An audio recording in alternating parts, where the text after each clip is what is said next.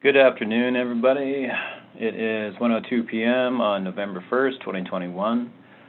And I'm going to call this meeting of the Budget Advisory Board to order. Currently present, we've got Angela Book, Chris Baird, Chris Kaufman, and Kevin Walker making a quorum. We've also got Mallory Nassau in the meeting. So just to get things going, first up, we've got approval of the minutes for October 15th. Does anybody have a motion?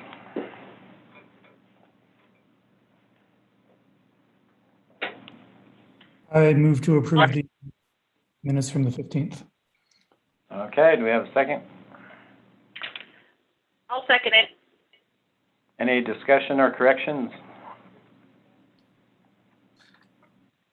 Okay, hearing none, I'll call for the vote. All those in favor say aye. Aye. Aye. And any opposed? Chris Kaufman's muted. I guess we'll just assume he votes yay. So motion passes 4-0. Next up is October 22nd, Budget Advisory Board minutes. Is there a motion? I'll make that motion. Okay, is there a second? I'll second. Evan seconds. Angela makes the motion. Any comments or corrections? Okay, I'll call the vote. All those in favor say aye. Aye. Aye. Okay, I vote aye. Motion passes unanimously 4-0. All right, next up, first on our discussion and possible action items, we've got updated rev projections. And Quinn Hall just joined the meeting at 1:04 p.m. Let me pull up the screen. I've got a million spreadsheets open right now. I've got to find the right one. Okay. So we got our sales tax and excise tax revenue in for August, and they actually bounced back up again quite a bit. If you can see, this is the prior month, July, and if you recall, and I'll scroll down here in a minute, July was really the first month that we could start comparing with 2020 because the economy had started to recover by July. Chris, could you remind me what columns F and G are? Those are comparisons to two different years. Oh, sorry. Yeah, this right column is 2020 and this left column is 2019. Okay, thanks. So as you can see, for July relative to 2020, the figures were pretty low compared with the rest of the year. And my projection for the remainder of the year last month was based just on these figures right here. So then August came along and everything bounced back up again. So, you know, except for this car rental tax down here, we're seeing fairly significant growth again over 2020. TRT came in again at 65% higher, which is essentially the trend overall. Let me scroll up and see if I can see what the overall percentages would be. So right now, overall, I'm projecting a 57% increase versus 2019 anyway. So what I did for the remainder of the year for projections is I averaged these two together. However, did knock the TRT back a little bit because I was a little uncomfortable. The original was 139 or 39% increase. And so because we've got a 13% increase and then a 65% increase, you know, that's pretty variable. And so I did decrease the TRT down from the average of these 2 months for the remainder of the year. But suffice it to say, it did increase revenue projections, which I plugged into the budget that we're about to go over, and it did help out a little bit. So anybody have any questions on revised revenue projections? still kind of hard to predict. But for 2022, and we'll have to keep this in mind.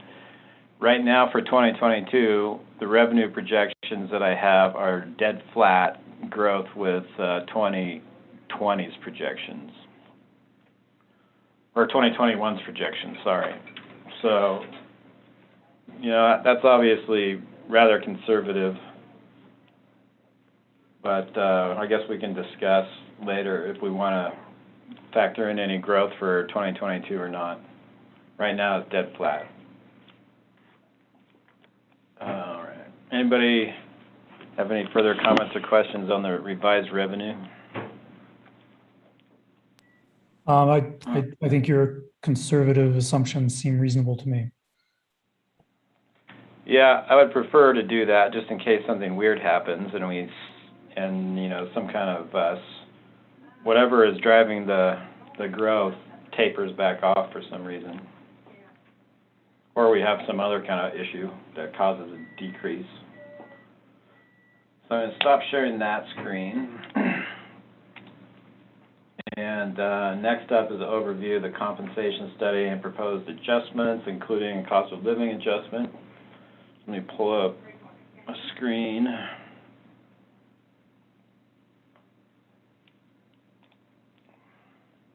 So this was a fairly extensive process.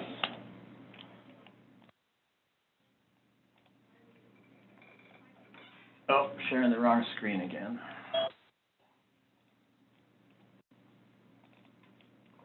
Okay. So just before I start going over what you're looking at, I'll just explain the process that we've been using. The county's policy for salary surveys is to use market data to establish a baseline for each position, and the starting wages of the market data typically are used to establish the grade of the position. And so we pull market data from a company called TechNet, which is a consultant that aggregates data for government positions for our region. And so that's where most of the data's come from, not all of it. Sometimes we go searching for other market data too. And then normally we would just use that market data and directly apply it to the positions, and if the market data shows that a grade change needs to occur in the upward direction, then we propose the new grade for the position based on the revised, updated market data. However, this year, since we've seen a real significant explosion in jobs in the $15 to $19 or $20 an hour range, I thought it was necessary to amend the market data from how we get it to bring those particular positions up higher, to remain competitive with our particular local circumstances. And so the graph that you're looking at right now, this blue line let me just set the framework for these axes. This axis is dollars per hour, and then this is just all the numbers of positions. We have about 1042 positions, employees in this calculation. The blue line is the raw market data that we got from TechNet, and for each of these positions. And then this red line is how we've adjusted the market data upwards. So you can see that down on the bottom of the scale here, there's a greater change or a greater adjustment. This is the $20 an hour line right here. So you can see right around grade 6, it crosses the threshold of the $20 an hour starting wage. So there are a few positions that are still kind of existing below that. But one of the tricks that I had to figure out was how to bring those positions up to where we wanted them to be, and then blend that in with the rest of the market data. And so that's what this is is doing. There's a bunch of math that I established to create this line and give me the tools to blend it in a way that made sense. So this is the outcome of that adjustment. The market data starts at around 11.11 per hour, the very entry-level, lowest grade type positions, and then was adjusted upward to about 16.68 per hour down here. And then that adjustment tapers off and eventually ceases to have any effect at around 22.72 an hour. So this is my way of making that adjustment and then tapering it up into the rest of the scale. Then what we use to establish a grade for the position is to use this adjusted values as opposed to the raw market data values. So after this point, right here, the position's grade is established using just the raw market data that we collected. But below it, there is an adjustment that brings it all up. And so over here, total cost, there's two different total cost rows here. This total cost is the $1,784,000 is the cost just for our existing employees, and this total with the star next to it is the cost if we approved all the newly proposed positions that have come before us. And I'll bounce over and show you which positions those are real quick. But the difference, between the two is about $493,000. That's the cost of the new positions if they are approved. We're also I'm proposing a 5.4% cost of living adjustment, which happens to be the national inflation rate average right now. I believe it's, a 20-year high. And I think Chris Kaufman said that Social Security or the federal government was doing even a little bit more of a COLA than that. But that's our typical practice, is to match our COLA with the national inflation rate. And, the purpose of that is to maintain the purchasing power of everybody's salary. If you don't do a cost of living adjustment every year, the purchasing power of somebody's salary will decrease over time. I just had a couple of questions before you move on. So this, what you're calling the market data, so that's not specific to local governments. It is mostly, actually. Yeah, for the most part, ArcNet only has government data. Okay, and is it regional, or the whole country, or how? No, it's regional. So it's mostly Utah, a little bit of Colorado. And is this the thing, like when you just look at other counties in Utah's salaries, or is there? I guess I was confused whether it's that or there's something that goes beyond that. Well, let me pull up the math for spreadsheet with all the market data, just so I can kind of show you what it looks like. Okay. Find the file real quick.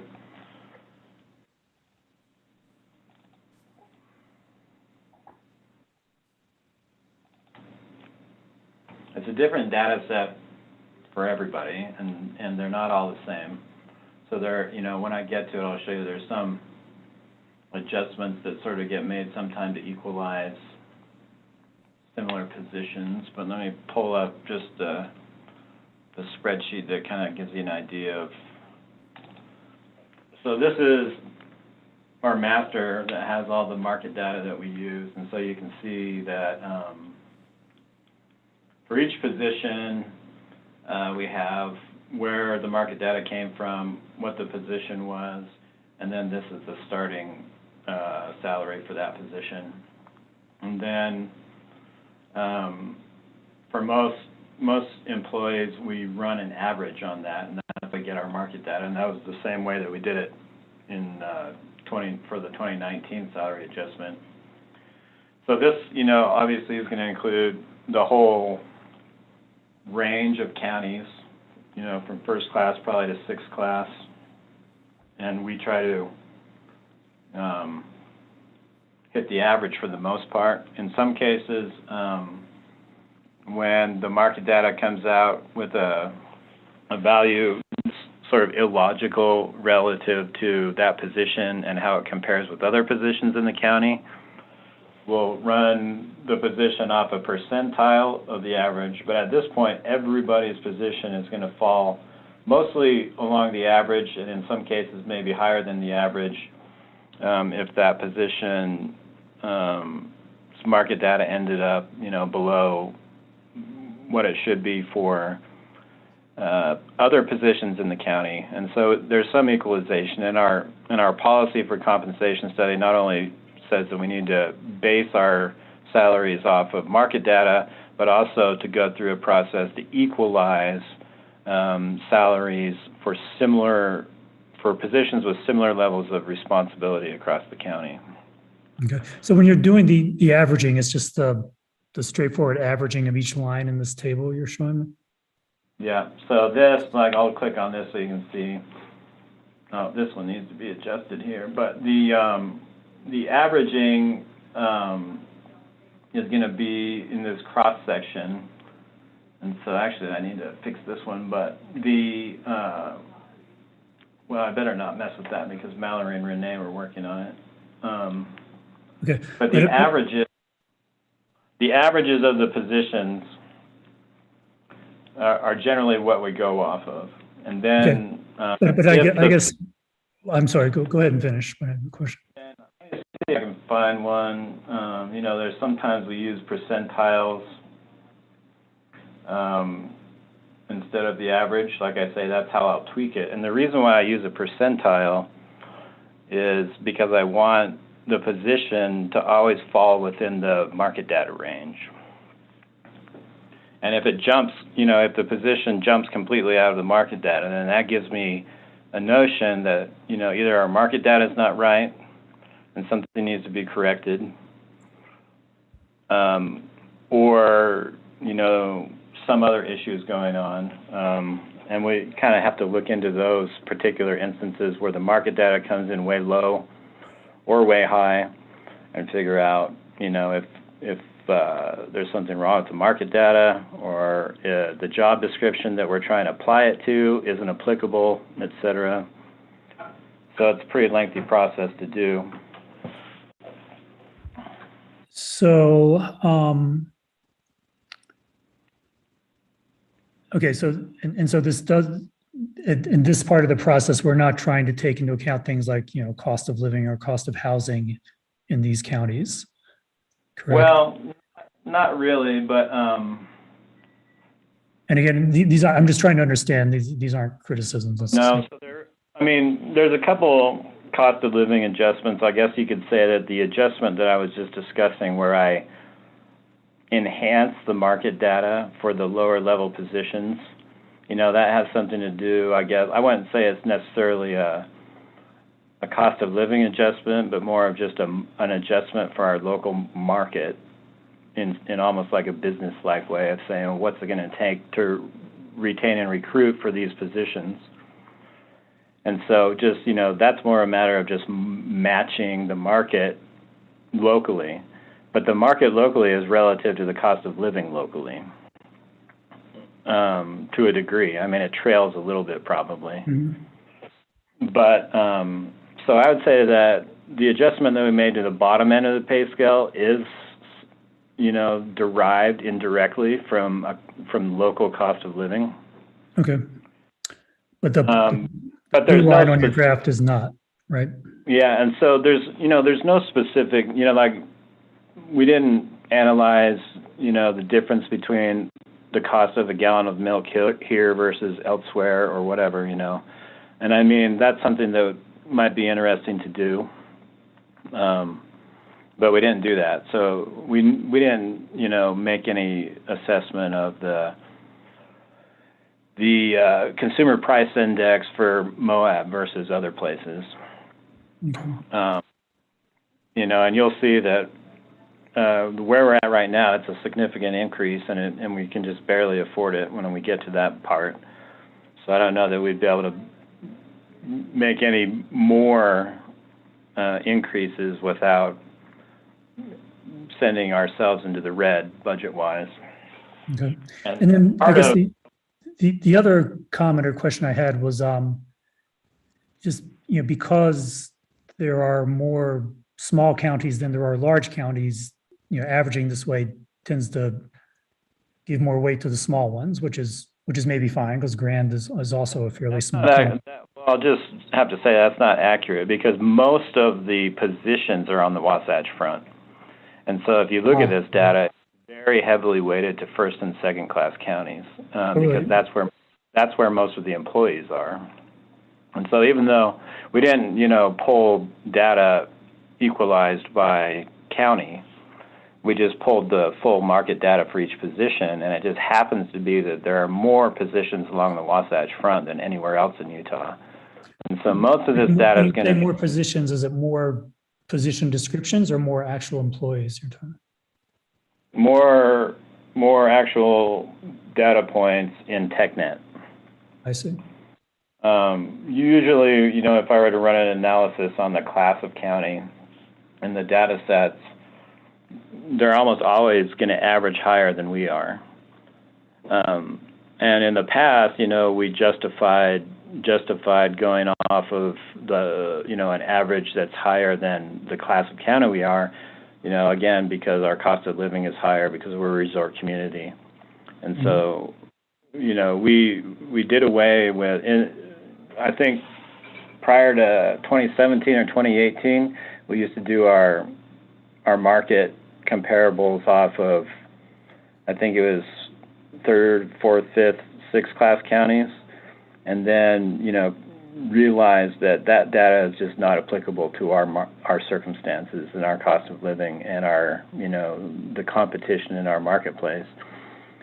And so we started pulling in data from first, second, and third class counties also. But the market data they get weighted more heavily just because there's more positions listed in those counties. Yeah. And that's there's more, aren't there? Isn't it partly because there's municipalities and other positions up there that we're working in? It's not just counties. Yeah, it's municipalities also. So a lot of the market data is from cities as well as counties. And cities, I would say, just looking at the market data, that cities usually pay more than counties do for similar positions. But we are, using both city and county market data, pretty much just all the market data we could find. The bigger the data set, the more reliable the outcome. And the smaller the data set, the more statistically probable that it's not, an accurate reflection. Mm-hmm. And so I prefer to have more data for a particular position than less. And it, creates a higher level of confidence. But it does seem like there are artifacts. I mean, I was guessing there were more smaller counties, and you point out because of municipalities and just the data available to us, this is putting more weight on the Wasatch Front. It just seems like that the average could move a lot based on these things that aren't quite as directly relevant. Yeah. But yeah, you can see Brigham, Cache, Clearfield, Cottonwood Heights, Davis County, Draper, Eagle Mountain. A lot of these data points are up on the Wasatch Front or in much larger counties. Salt Lake City, Sandy, South Ogden, South Salt Lake, Spanish Fork, St. George, etc. So I would say that, definitely our data set is weighted toward classes of counties that are higher than our own.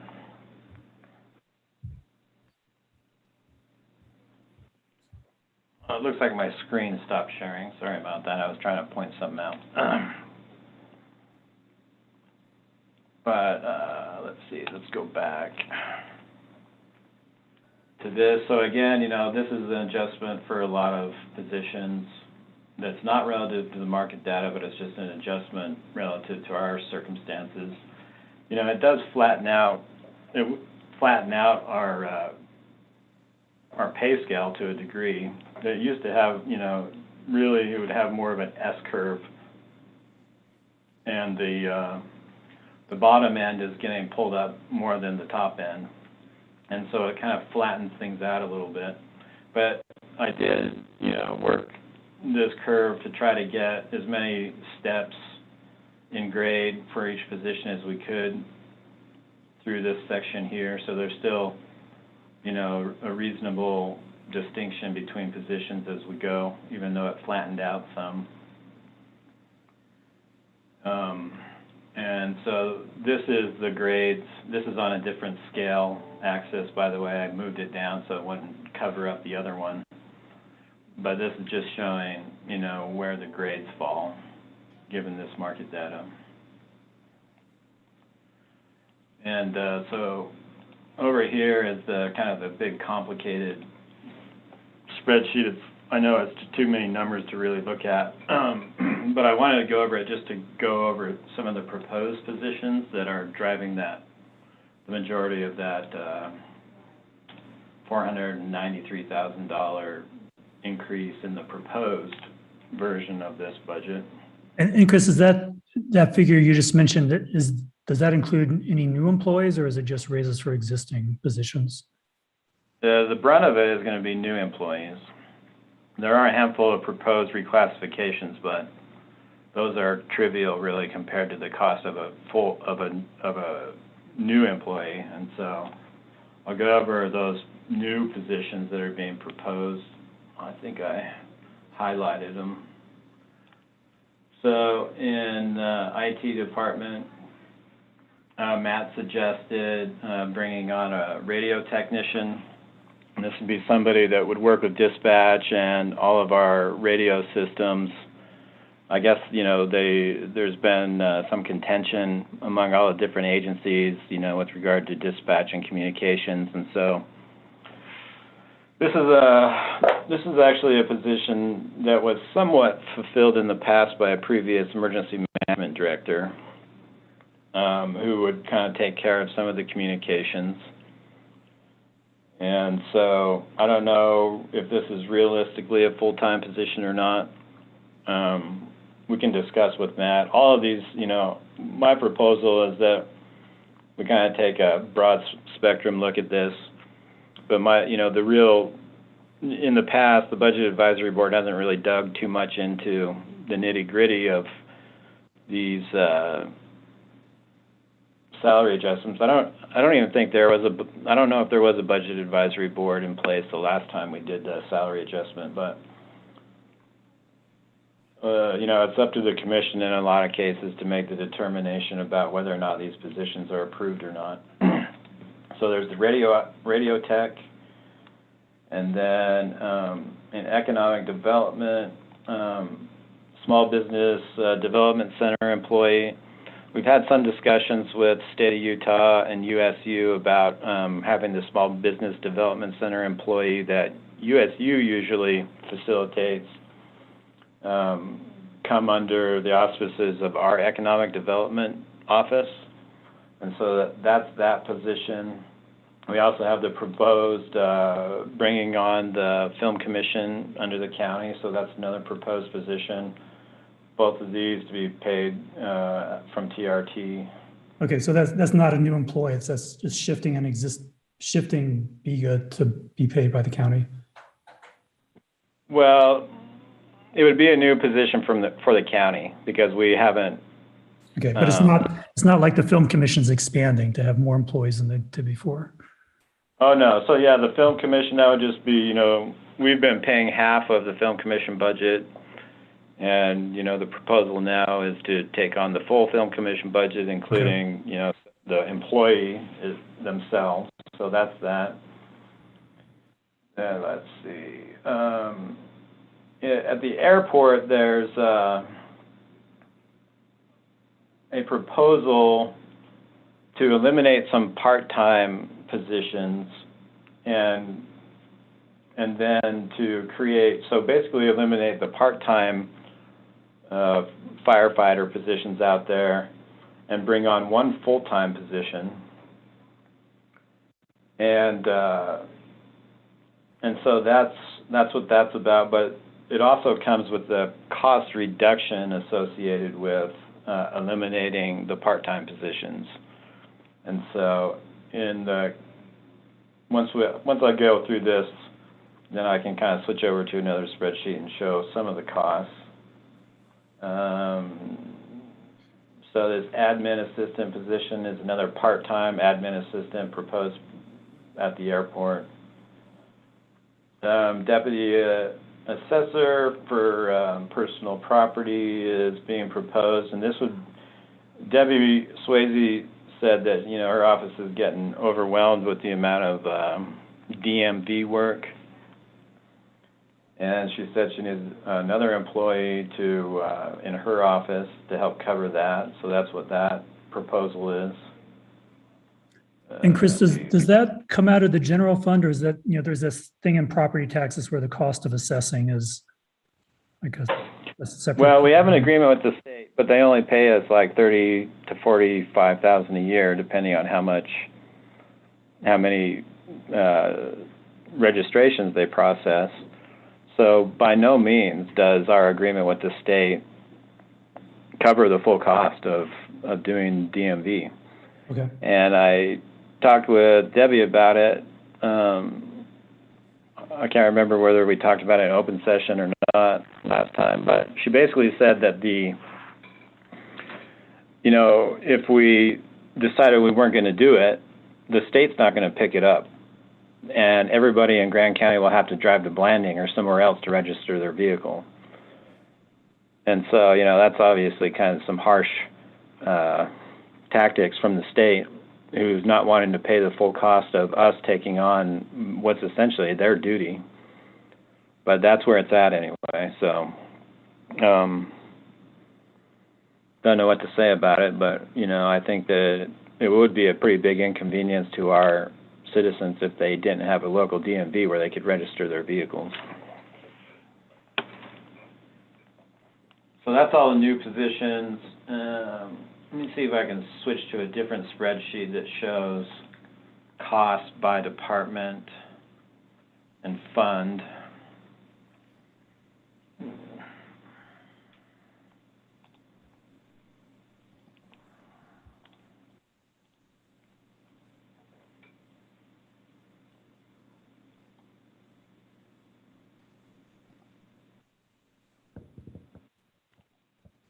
Got so many spreadsheets, it's hard for me to...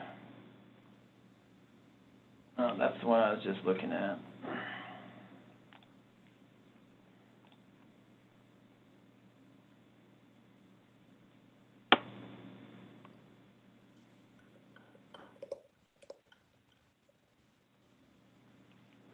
I think I need to open another spreadsheet before I can share it. Hold on a second.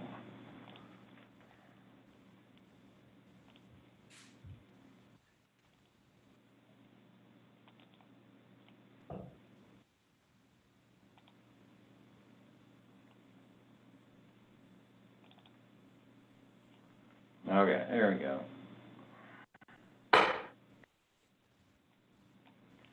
And again, this is a million numbers. It's hard to really consolidate all this down. But for instance, with the airport, you can see, like in these figures here that are negative, these are the reduced costs from the positions that he's proposing to get rid of. But then these are the cost of the new positions here. And so my calculation, figures out how it comes out in the wash with eliminating these positions and bringing these ones on. The issue certainly with a full-time position is that, in my costs, I calculated the increase to benefits, for all these positions, that's relative to salary. And so there's several elements of benefits that go up when salary goes up.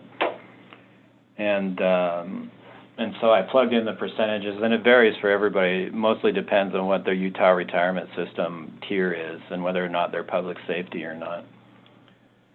But in the case of these new positions, I had to plug in health benefits also. because there would be a new health benefits package we'd have to pay for. And so typically what I do is I budget for a middle of the range health benefits package. You know, that's a two-party high deductible plan. And so the costs for these proposed are pretty high, and that's because we're not only bringing on, you know, calculating in the full cost of the salary, but also the full cost of the benefits, whereas the rest of the existing positions are being calculated on just the increase from the status quo, if that makes any sense. So in the cost figures, we're looking at, you know, what we're talking about is an increase from the status quo of not doing any salary adjustments. And so I broke it out by fund because that's how I plug these numbers in as sort of placeholders in our budget, so that I would know how the bottom lines would shake out. But here's the general fund. We've got a number for how much the general fund expenses would be for either just the market adjustments, and then also we've got a separate one for approving all those new positions. And on down the... Tell me again, is this the increment, or is this just the total compensation cost under the two scenarios? This is the increment only, not the total. So this would just be how much the approving the salary adjustment and new positions would cost, and COLA would cost, above and beyond what we would normally budget. So these values are increases. So when we switch over to the budgeting software, the way that the budgeting software is working right now is that all of the employee salaries are plugged in at where they are currently. And then I'm calculating the increase separately, because it's the way the budget software works. You have to enter in everything manually. So every time I change one little thing, you know, I have to go in and change everything in the budget software. So the way I'm doing it is using these spreadsheets to calculate everything, and it's pretty easy for me to change things around, and it's all linked together and formalized, and so everything will update and change. So once we get to the point where the commission says, all right, let's go ahead with, XYZ, then I'll take that data and plug it into the actual budget software. But I don't want to do that until we're pretty sure about what we want to do.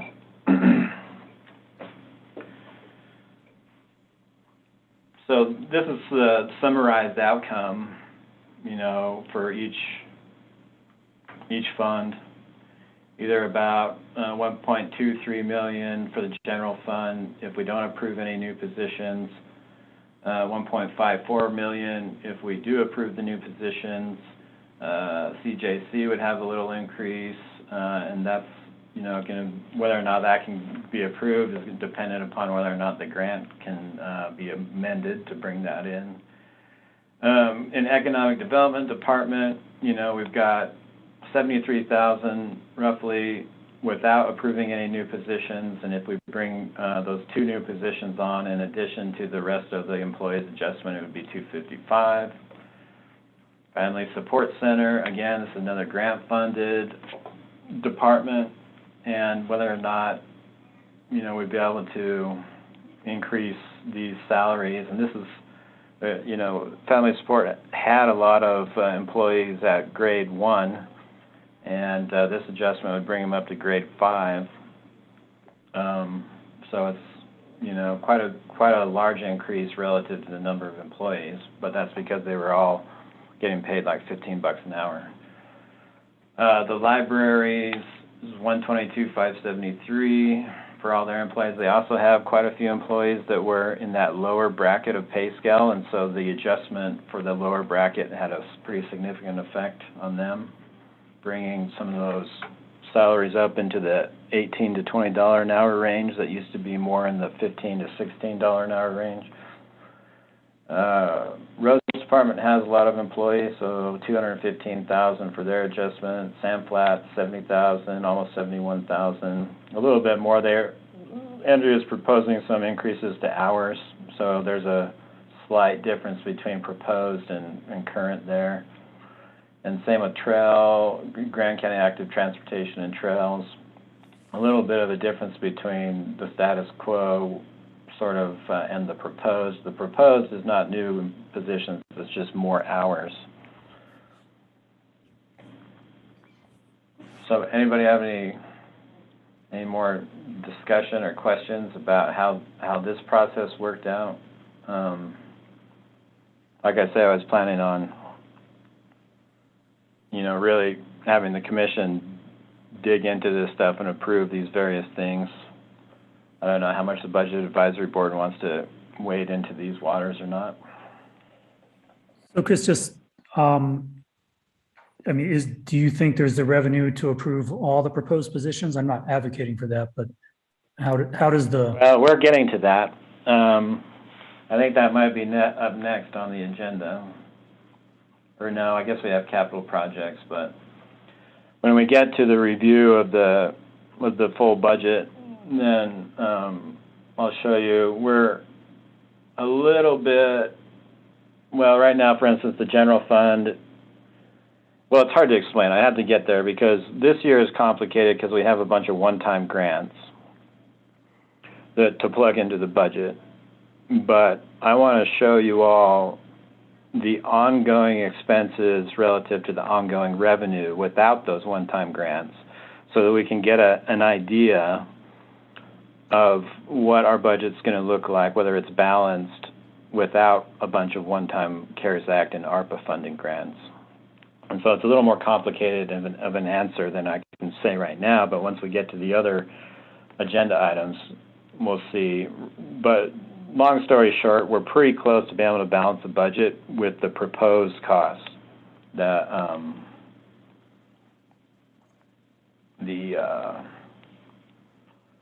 Whatever it was. The proposed cost across all funds is $2,277,000. And we're pretty close to being able to have a balanced budget with that number plugged in. There's some issues that we'll go over, but for the most part, yes, we do have the revenue.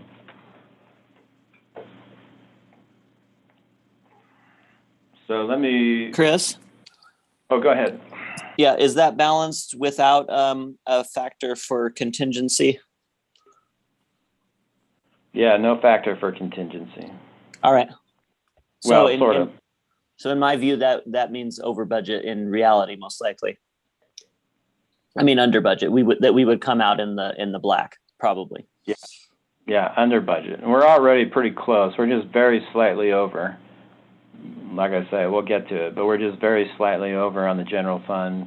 Some of the other funds are a little worse off, but I've asked some department heads to try to make some adjustments to bring that in.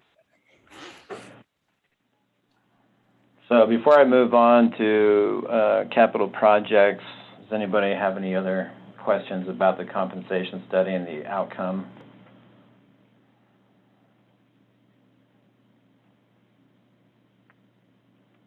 All right. So bring up another screen. I think this is the one I need. So the capital projects requests that came in are quite substantive. So I'm going to bring, hopefully this pop-up will display.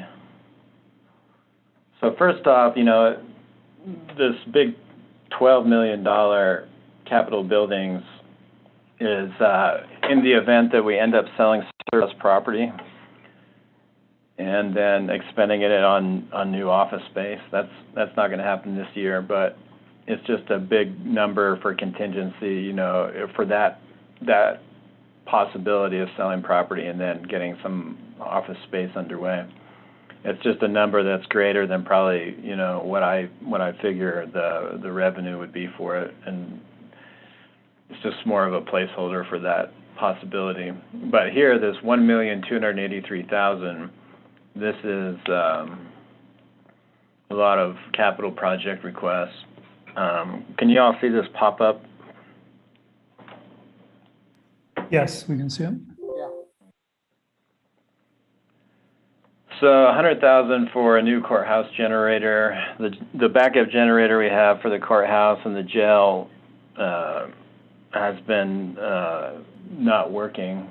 We had an event, I think, earlier this year where the power went out for a significant amount of time and we couldn't get the backup generator to run. It kept overheating and failing. And then EOC roof, the Emergency Operations Center roof needs some repairs. The mechanical room, where it was just basically Matt's office, our IT director's office. There's a whole bunch of utility equipment down in there, water mixing valves, and a whole bunch of other stuff that I'm not entirely sure what it all does. But Sean Fugit got a cost estimate that's close to 100,000. So then we've got, so Sean figures that we need to replace 4 HVAC units. And then this morning, I haven't really plugged this in yet, but this morning we also determined that a couple HVAC units on the Grand Center need to be either fixed or replaced also. So this number I don't have cost opinions on those yet, but we're seeing a lot of trouble with our HVAC units, and so we're probably going to need the budget to fix all of those, and also the control upgrade for HVAC for the courthouse, which could conceivably save us money because it's a more modernized control that can turn the heat up and down in a way that is a little more intelligent than the one we have now, relative to, you know, whether people are using it or here or whatever. So, you know, it's possible that we may have to even increase this HVAC request further to roll in the needs for the Grand Center as well, but that's a fairly significant amount there. But, you know, when the HVAC unit really goes out, causes a lot of problems, and it could even jeopardize the ability for people to come to work. So then we've got IT capital upgrade. So Matt has a pretty significant list of technical equipment that he needs for IT purposes, and it's quite a smorgasbord of things, but he asked me to plug in a $100,000 request. Andy Solzvig has a big long list of capital project requests as well, that total to $321,000. In here, Angela, I've got. So, Chris, about the airport improvements, it seems like in the recent past those have been covered by grants mostly. Is that? Do we expect? Yeah, and I think we may actually be able to cover most of that with grants this time also. But it depends on what it is. And so in some cases, if it's you know, a real capital purchase, we have about, I think, $329,000 left of a grant that can be used for capital purchases or matches on capital projects. And then we have another grant that's $1 million, which we've already spent about 474 of, that can be used for maintenance. And so some of his capital requests are maintenance, and some of them are real capital projects. And so I think what we would do, you know, is transfer money in from those grants to cover most of those expenses. I haven't actually routed any revenue into this fund yet because we have to figure out how we're going to do it. So this is just all the expense side of things. Angie indicated that eventually, and I don't know if we'll make it a priority, but eventually she said that we probably need to just totally replace the fire suppression system in the arena. And I didn't really plug that in. It's a value that's there, but I didn't give it a quantity, so it's at 0 right now. But it sounds like the system's just going to keep springing leaks and become more and more expensive to maintain. Is Angie on? I am. And So that's, anyway.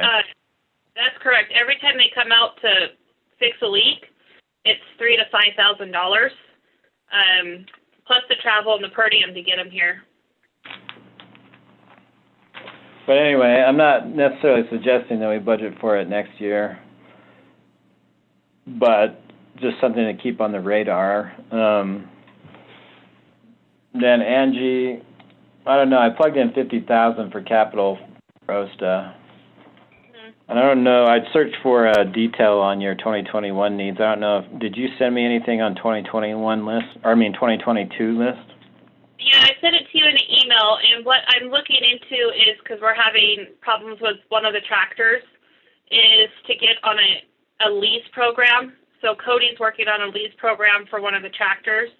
So upgrading that, and then we have UTV problems, is replacing one of the UTVs. But that's the direction we're going there with our capital works. So I think what we have in there will cover what we are hoping for. So, did you plug that into your regular budget, or is it just sitting out in a different? It's just, it was just like a paragraph I sent you in an email. Okay, so what is the total on all that? I'm trying to get numbers. Cody's looking into the lease program for the tractor.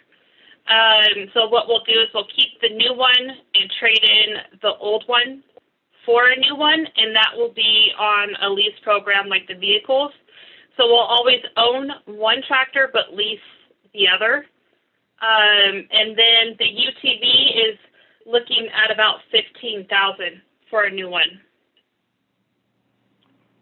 All right. So what do you think we need to add in for a total on the placeholder? I think I'm going to be okay where you're at. All right. And then, and we also have to remember that I haven't really heard from the rec district, but the rec district usually budgets about $50,000 for OSTA projects also, but on whatever their priority list happens to be, which may not coincide with ours. Say that again, Angie. I submitted that to them last week. Okay, so I guess we'll hear back from them. We haven't really heard. I plugged in, $50,000 on the revenue side as a placeholder. Okay. I would like to still order those panels, but still was at 42% a couple months ago for the surcharge, and I was told that it's going to go up again in December. So I don't know if I'm going to be able to do that in 2022. That's just crazy to spend that much money. Yeah. Okay, so the other thing I've got here is, so the total cost for the Grand Center re-roof was like $300,000 that came in on a cost opinion. We went ahead and did 1/3 of that this year, so we've already got a $100,000 roof project going on, that we gave the go-ahead for this year. So this is the other 2/3 of the Grand Center roof, re-roof. So anyway, yeah, this is a pretty hefty request on capital projects. Again, once we move up to the general fund, I can plug this number in as a contribution from the general fund and plug some other numbers in too.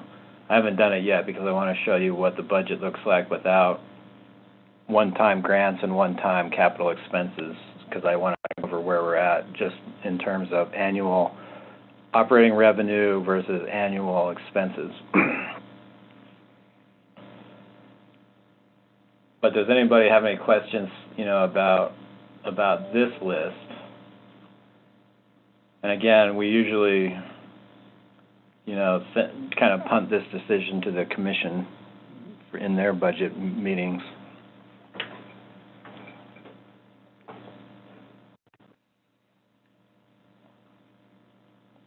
All right, with that then, we'll move on to the general tentative budget overview and any final adjustments. Chris, I had a quick question. Go ahead. Yeah, are we going to have any joint meetings between the Budget Advisory Board and the Commission? We could do any of the ones that we're going to plan with the Commission joint, if you guys would like. It seems like what we've done in the past is to have us there when they kind of chew over these bigger things that we leave unanswered. Well, if this board feels like they want to have joint meetings, then we can just set them up as joint meetings. So I guess that'll be an item for, consideration when we get to like the future agenda items portion, future considerations of how we want to do it. It's up to you guys.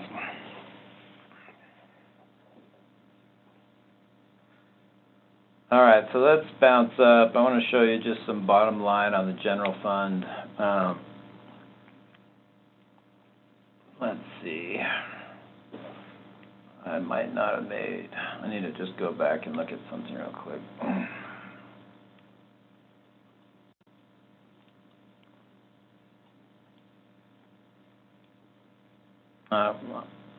I asked the sheriff to go in and start cutting his budget, so I can tell right before this meeting we were running in the red, and now we're in the black. And I think it's probably because the sheriff's been in there cutting his budget. So right now, for 2022, we're 54,000 in the black, and that includes the proposed new positions and salary adjustment that we just went over. So the way that I plug those figures into our budget is I just took the number from my other spreadsheet on the cost estimate, plugged it into basically a vacant line item in the general fund as an expense. And so it's not been incorporated into anybody's particular budgets yet, but just the total is plugged in right now. And so, essentially, and this does not include, so if we move up to the revenue side, go to intergovernmental, there's a couple of pretty significant grants that I haven't plugged in, but these are the sort of one-time grants. So the airport has a grant that can cover maintenance and operations, and there's a $531,000 balance on that grant, which I haven't plugged in yet, but I put the number there so I can plug it in real easy. And then the other half of our ARPA grant, which is $947,300. So neither of those are plugged into the revenue yet, and they're not factoring into the bottom line as we just looked at. But neither are the one-time expenses. So when we go to the contributions to capital, there's only one expense that I think that I put in right now, and I'll show you. Let's see.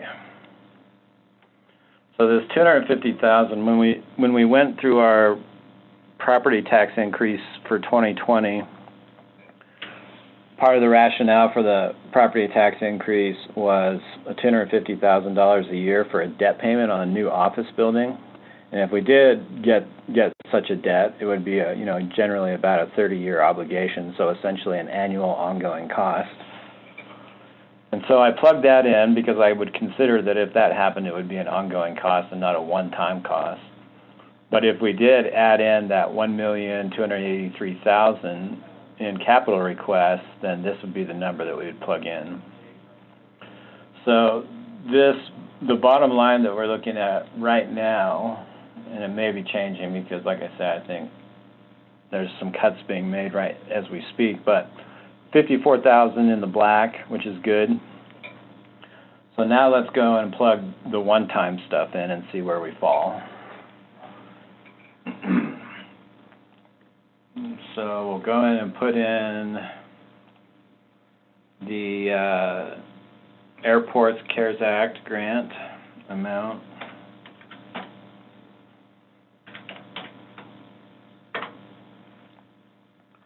And then the other half of the ARPA.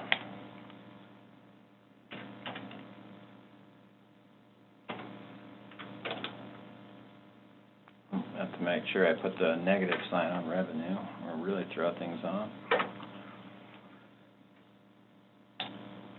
Save that, and then go down to the expense side and plug in the big number for capital.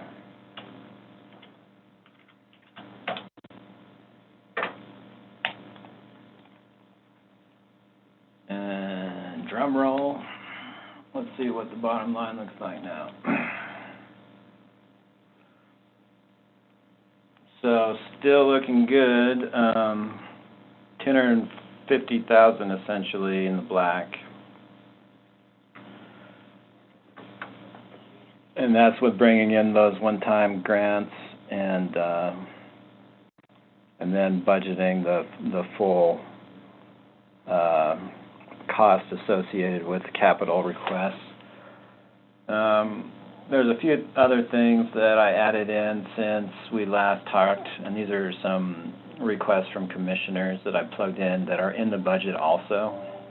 And I just put them into commission's discretionary for now as placeholder. If they get approved by the commission, they'll probably be moved to other places. But in the discretionary right now, we have the 20,000, which we talked about last time. But then we've got the renewable energy program that the commission agreed to participate in that has some annual costs. And these are requests from Sarah Stock. Then we've got Dark Skies mailers, 3,000. A contribution to USGS for a gauge on Pack Creek. $10,000 a year as a contribution for groundwater monitoring. $70,000, and this is really more of like a one-time request, but $70,000 for a new monitoring well.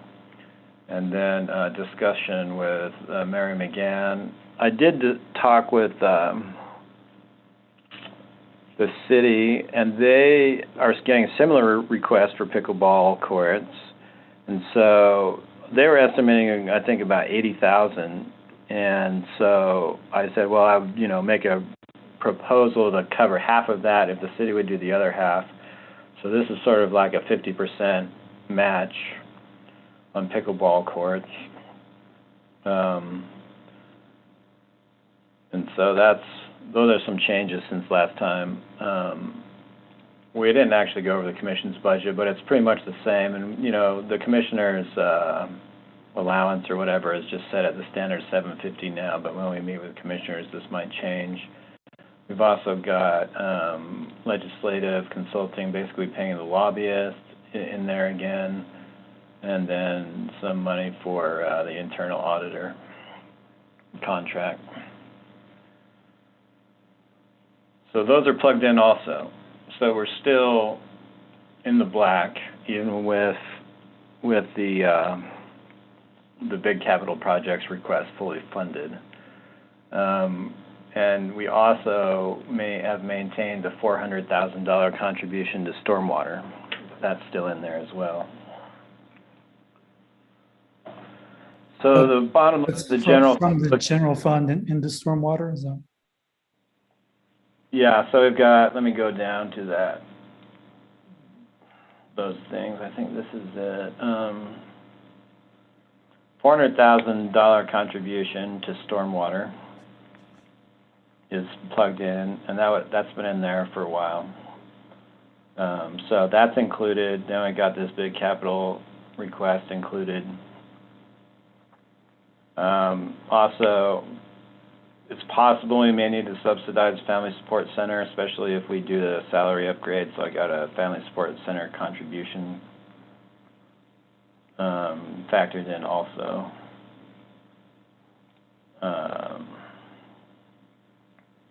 Yeah, and then like I say, this is where the salary increase placeholder value is living. It's just an unused line item right now. But like I said, whatever gets approved, we would break it down and enter it in manually into all the department's salaries whenever gets decided. And, this is a cost estimate, but I do think it's pretty close. I put a lot of time into modeling the costs pretty accurately in my spreadsheets, including entering in everybody's individual Utah retirement system percentage and all that. So it's probably pretty dang close to what it will be if we approve it the way it is on the spreadsheet. I will say, that I sent out all of the data to department heads over the weekend, and, there's already been some errors discovered that need to be corrected, but nothing that's very substantive yet. And so I'd still say that value is pretty dang close. The errors that I saw were, like one step was off in somebody's grading step chart or something, which would, be like maybe $500 different or something like that. But no big errors have popped up that would lead me to believe that this number is not pretty dang close. But when we plug in that information into the actual budgeting software, the part that calculates salary and benefits and everything, it could be a little bit different because they're not exactly the same process, but pretty close, I would say. So that's the general fund. There's plenty of other funds to go over also, but does anybody have any questions on the status of the general fund? I had you put it on the screen, but you didn't discuss it, the adjustments to commissioner salaries. I don't know if this is the appropriate time to ask questions, but. So do you want me to, well, let me bring up a different spreadsheet again. I need to find it real quick.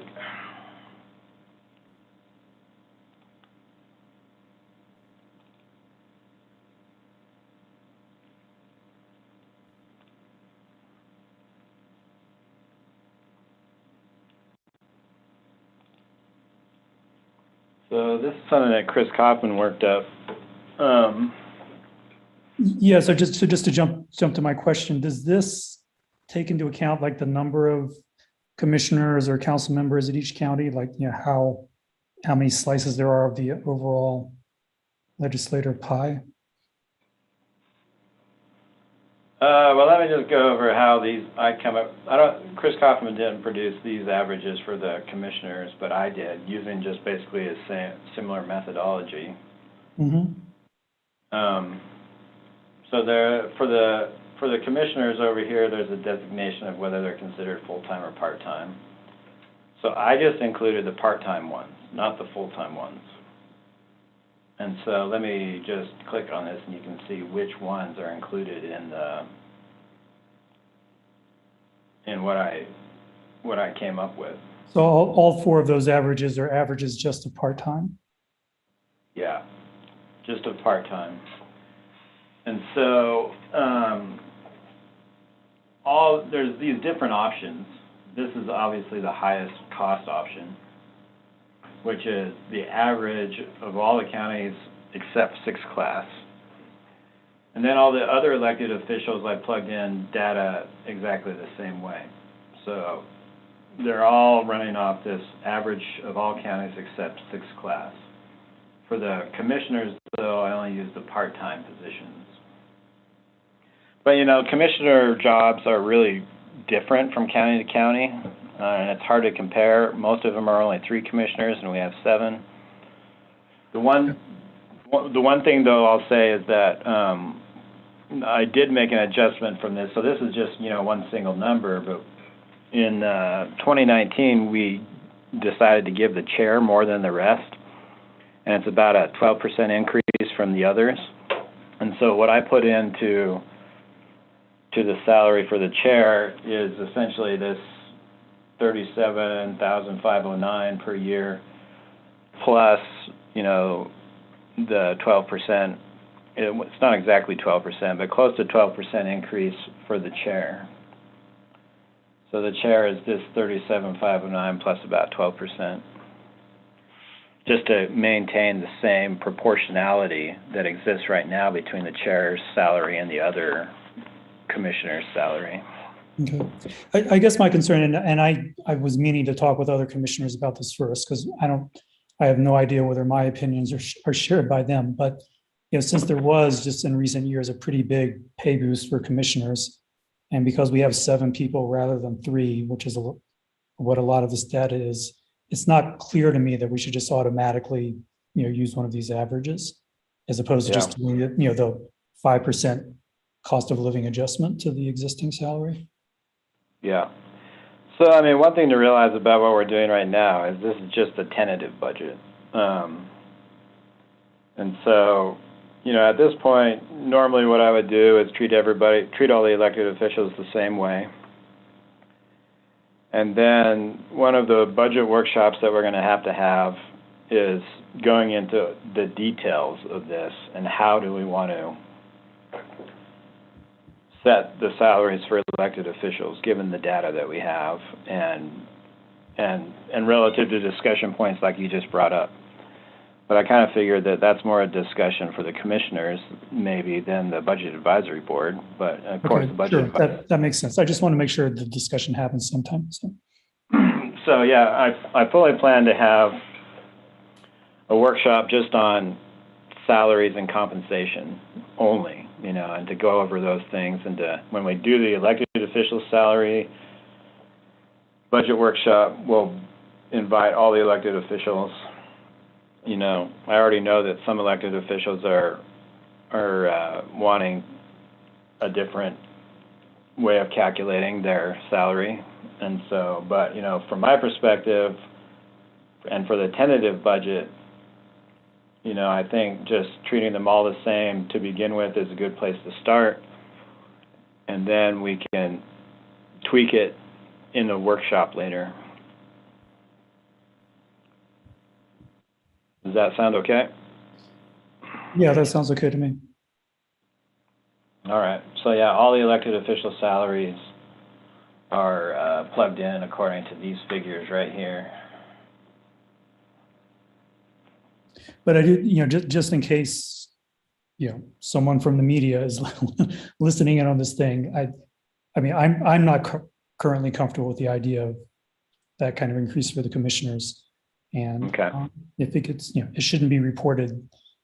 This is far from being final, I think. So I think it'd be premature to. Yeah. Yeah, the tentative budget is more almost like we try to get as close as we can, but it's going to be far from perfect. And there's a lot of components of the budget that are hard to really nail down perfectly until a little bit later in the year as we get more data. So what I normally do is continue to tweak things, up until the point where I have to put the tentative budget has to be available for the public 2 weeks before the public hearing, which is about mid-November. And so I try to get, pretty dang close, as close as I can anyway, by mid-November when we have to have it available to the public. But we can tweak the budget all the way up until December 31, which is the deadline for passing it. And hopefully, we'll have everything sorted out by our first meeting in December, and we won't have any further issues to deal with. But we do need to have at least 4 more budget meetings with the commission, and perhaps joint with the Budget Advisory Board to finalize a lot of this stuff and dig deeper into the details. Chris, does it make a big difference whether we put forward the tentative budget with those commissioner increases in or out, if it's going to be a point of discussion for the commissioners to decide later? Well, let me look and see if I can figure out what the cost is real quick. I mean, basically, if you wanted to eliminate it from the tentative budget, it would be pretty easy to do because I already have the. So let me just look real quick how much that is going to cost. Kevin, does that sound like something you might be interested in doing to avoid the perception that there's a tacit approval of that amount by Yeah, no, approving I the think tentative that budget? might be a smart idea. Yeah. So the total cost as proposed would be $51,404.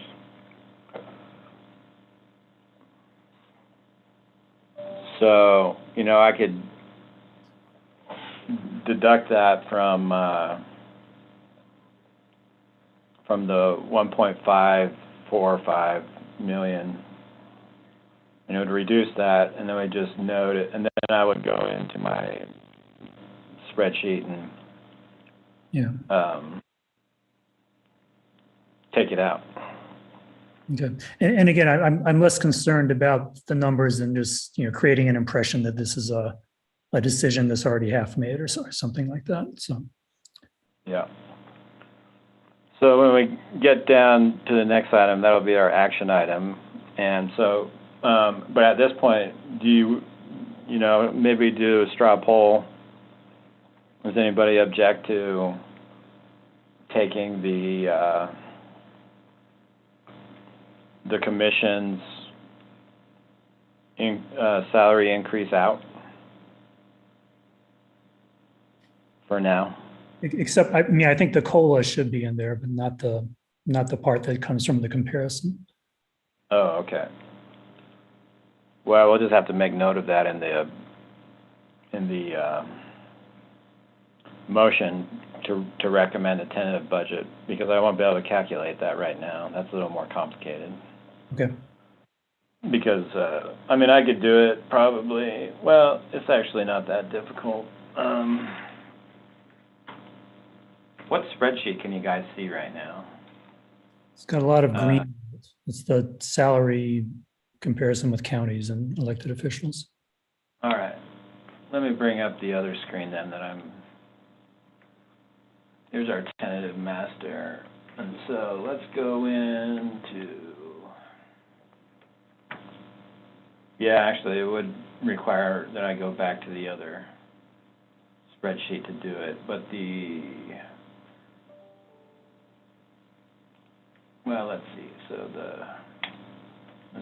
we go equals. The problem is, that the benefit cost is based on the combination of the COLA and the salary increase, so that'll be a little different. That's the one that's not going to be totally reflective, but it would be a decrease, or no, this is the wrong one. Or no, that's the right one. Yeah, so it would be a decrease of about $32,580, roughly, if we just did the COLA alone. A decrease of a little more because the benefits would also go down a little bit. Or quite a bit, actually, because of but it's proportional, So I'd have to go to the other spreadsheet to figure that out. The other spreadsheet is really because there's many, many formulas and links, and so I don't want to really mess with that right now because I've already broken my links many times. Okay. Why is it that the line for Gabriel Wojtek is zeroed out? It's because I put him in twice. He's up here and top. Okay, thanks. And once I built this spreadsheet and everything's linked together, deleting a line causes me to have to go change a bunch of other spreadsheets, and so I just zeroed it out and left it in there. Okay, that makes sense. Thanks. For the commissioner's, I'm not saying you should do a bunch of things. I just whatever we decide, I just don't want it to give the impression that we are recommending that type of increase for the commission salaries. Okay. And I think So that yeah, let's just, discussed at a later meeting with the commission. yeah, so when we make the motion, we can just verbalize that we're only going to recommend at this point that the commission gets the cost of living adjustment. Okay. All right. Anything else you want to cover in the general fund? I mean, most of the rest of this stuff, oh, there's one other thing I just wanted to go over because it was a little bit vague last time, was emergency management. So Jenny Swenson's gone in and reviewed all the expenses and all the emergency management line items and noted what each account was for. So I just wanted to revisit that real quick. I don't know if we want to go into this in great detail, but she did list out all the different things that are being coded to all these accounts. And, you know, the budget looks decent relative to years past, so I'm happy with it. I don't know if anybody has any more questions about it. There's also some other stuff that that I'll go over of similar fashion in the Fund 17 or 911 tax, but I just wanted to make sure we revisited this because last time there was some questions about what some of these expenses were. And so these are all listed out here, mostly communications type expenses.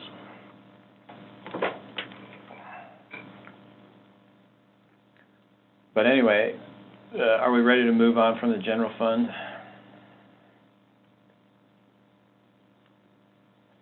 Okay, so health insurance is up next. I pretty much just left the budget for health insurance the same as this year. A weird thing happened with our renewal where Cigna, our benefits provider, and this is, you know, big boon to us, I guess, but for this year, they charged us last year's rates. And then they built their renewal proposal for next year based on this year's rates that were based on last year's rates. It's hard to explain, but what that means is that, and we verified this through our broker and with Cigna, that they're going to honor what they proposed to us in their bid, which is actual slight reduction in rates from what we're paying this year for next year. And that was a mistake that they made when they submitted their bid, but they said that they're going to honor it and move forward. And so that's great for us. But we're going to expect a big increase next year then, is that? Probably. I would assume they're going to try to get, the insurance companies always try to get their money back. But yeah, so I would probably, you know, say that yes, we're probably going to be looking at a big jump up in 2023. So anyway, that was a boom. But for health insurance, you know, I'm just leaving the budget the same as this year, and it may be even a little more. This is a self-contained budget, though. Money just comes from all the benefits line items, gets deposited in here, then comes back out. So anyway, that one's just going to stay the same because of that weird occurrence with the bidding, which ended up being in our favor for this year and next year. But yeah, we'll probably see an increase.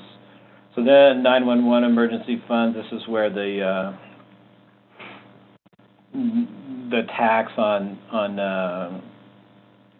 cell phones and whatnot for dispatch and emergency dispatch services comes in. So I plugged in a revenue projection.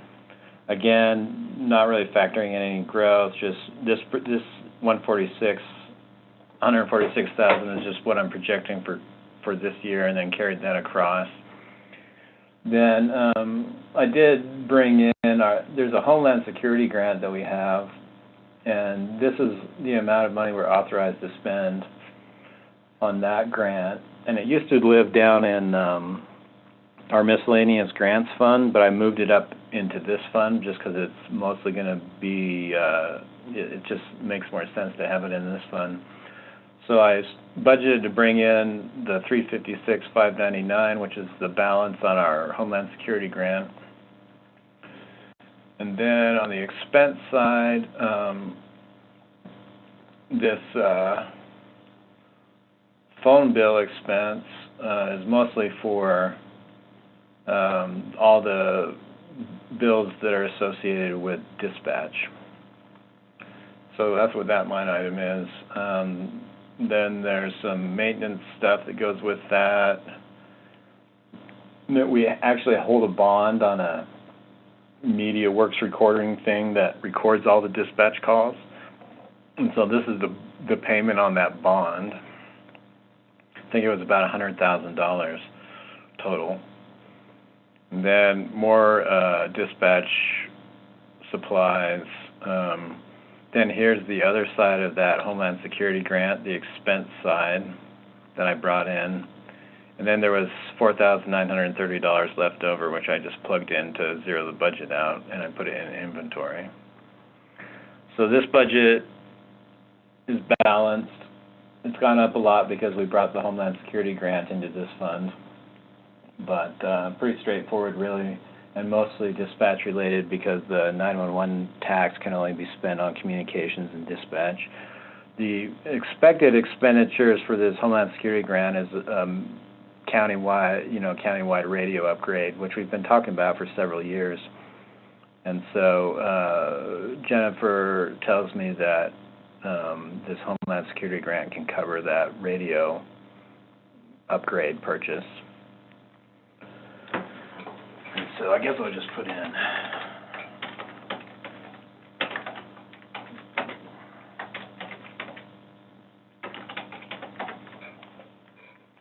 All right, so any questions on 911 fund? Okay. Then on stormwater, this fund's got a budget for 2022, a budget of 1.2 million. So there was 400,000 in it at the beginning of the year. Then we're going to put another 400,000 in this year and another 400,000 in next year, which adds up to 1.2 million. And we haven't really identified exactly what project that's going to go toward yet, but it's ready to go. We did get some. I had a discussion with NRCS about Pat Creek, and there's going to be some cost match that we're going to have to make. I can't remember exactly, but it was around 125,000, I think, assuming that funding gets approved at the federal level, which seems promising. And so we'll probably make our match for NRCS, Pat Creek mitigations out of that. There's also another match if we get the BRIC grant, which is the Building Resilient Infrastructure for Communities Climate Change grant. And so if we do have to make matches and those monies gets approved, then we'll pull it out of there, plus any other match that we'd make if we went to the CIB or, whatever for another one of our stormwater projects. So that's a pretty simple budget. Then moving on to Class B roads.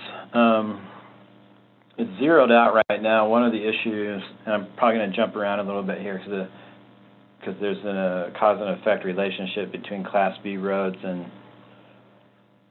our Parks and Rec Trails Fund, where Grand County Active Transportation and Trails is funded from. But the amount of money that we could send to GCAT for operations went down significantly. And so at this point, we can send $365,966 over to Fund 47. And when I made that adjustment in Fund 47, it caused Fund 47 to be in the red, almost 68,000. Chris, sorry to interrupt, but are we looking at the right spreadsheet? Oh, no, sorry, must not be. I got so many spreadsheets open, it keeps,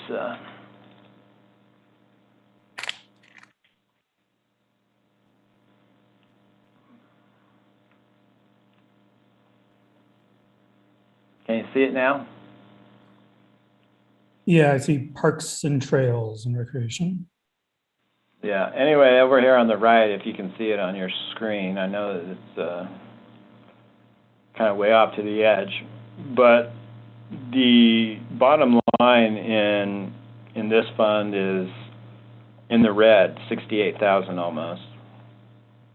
And that's because of the decreased amount of money that was left over to send over here from an optional transportation tax. And so I did ask Bill Jackson to get into his budget and see if he can make a cut in his budget that would free up more of that optional transportation tax money so that we can get GCAT zeroed out and this fund. So I'll revisit this fund a little bit, but I just wanted to tie the link in between the roads department's fund and Fund 47, the Parks Rec Trails Fund.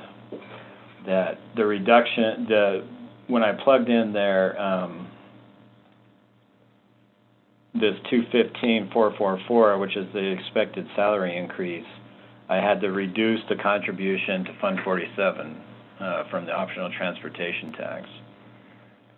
So that caused some problems that still need to be resolved. And we may not want to make a note, in our, well, I'll just make a note right now. This is another one of those things that we probably want to make a note of when we recommend a tentative budget, that we recommend that the Fund 21 budget be reduced or cut back somehow in order to allow Fund 47 to balance to zero. So I'll just make a note of that. So we've got 2 points to bring up in our motion. One being to do the commission adjustment only as a COLA. And then the other would be to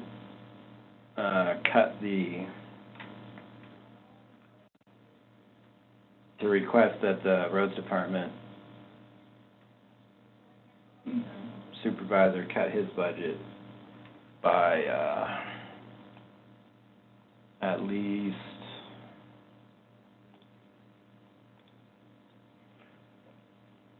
let's say 70,000.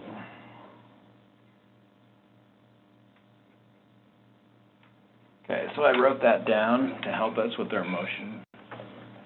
And Bill said he could probably do that, so I think that's going to happen. He just hasn't done it yet.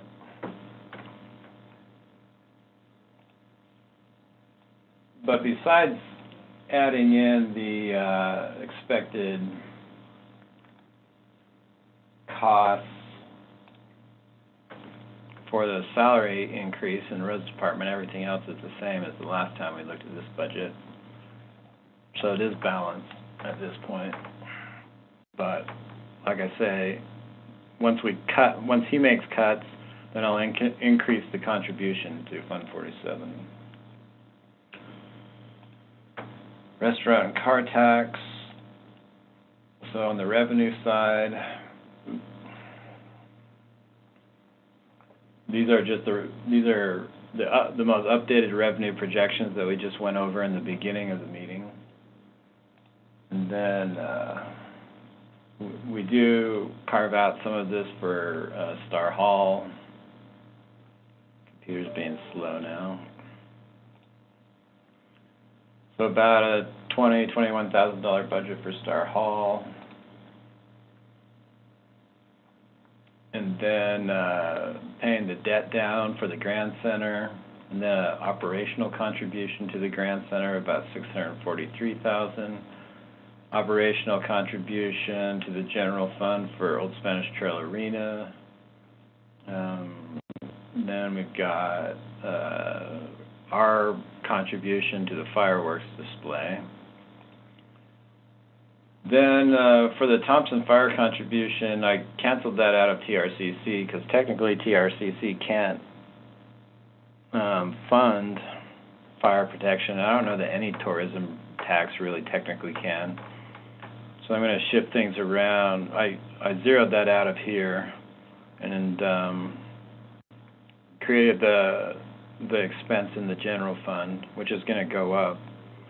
But I don't think it's technically proper to be paying for fire protection out of TRCC, so I eliminated that. So it's a pretty simple budget, mostly offsetting expenses in the general fund and paying down the debt on the Grand Center. It's a small contribution to fireworks. Chris, do we have any desire to move that fireworks thing after the auditor's comment last year? I mean, they weren't upset about it, but they did. I basically had to say. What did they say about it? Well, they said it had to be tourism related, or they weren't in love with the fireworks center. They didn't complain. They didn't write anything down about it, but they suggested moving it out of TRCC. Well, TRCC should be able to cover cultural stuff too, and I would say that fireworks are cultural. It doesn't have to be just tourism related. All right. I say we leave it in. That's fine. I'll make the argument. The 4th of July is a cultural event. So. No, I'm glad to know from Quinn that that's what they said, but I agree with Chris that I think it's defensible and we should stick with it. Yeah, because TRCC is not just for tourism. There's other things that are allowed also, and I think that's definitely a cultural celebration right there. And I'm fine with that. That was one of their comments, and they asked me a couple questions about it, and that was what I told them. It's cultural, and they accepted that. So anyway. All right, good. Because if they don't like it, they can sue us, huh? I think it's definitely compliant myself. Anyway, that's the TRCC budget, which is the revenue for that restaurant and car rental taxes. Next year, though, our new OHV tax is going to go into effect and could actually increase this budget some, but I have no idea how to predict how much it would increase it. Anyway, I don't know. We might revisit that, but I think that when we start collecting the OHV tax January 1, that it could have an effect on this budget. Travel council's up next. Right now they're in the hole, 63,000, which is no big deal because they have a ginormous fund balance. But let me see if I can find some of the things that I plugged in that are still need to be vetted by our attorney.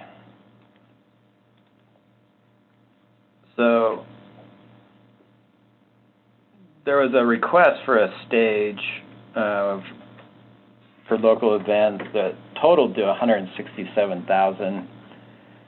And also just in discussions with Carly at the city, they said that they might be able to make half of that or, contribute to it in some way. So what I proposed, is that we fund half of the total cost of the stage, not the whole thing, but half of it. So that's what this number is. However, I don't know yet. I haven't heard back from our attorney whether or not it's an eligible expense from this side of the TRT.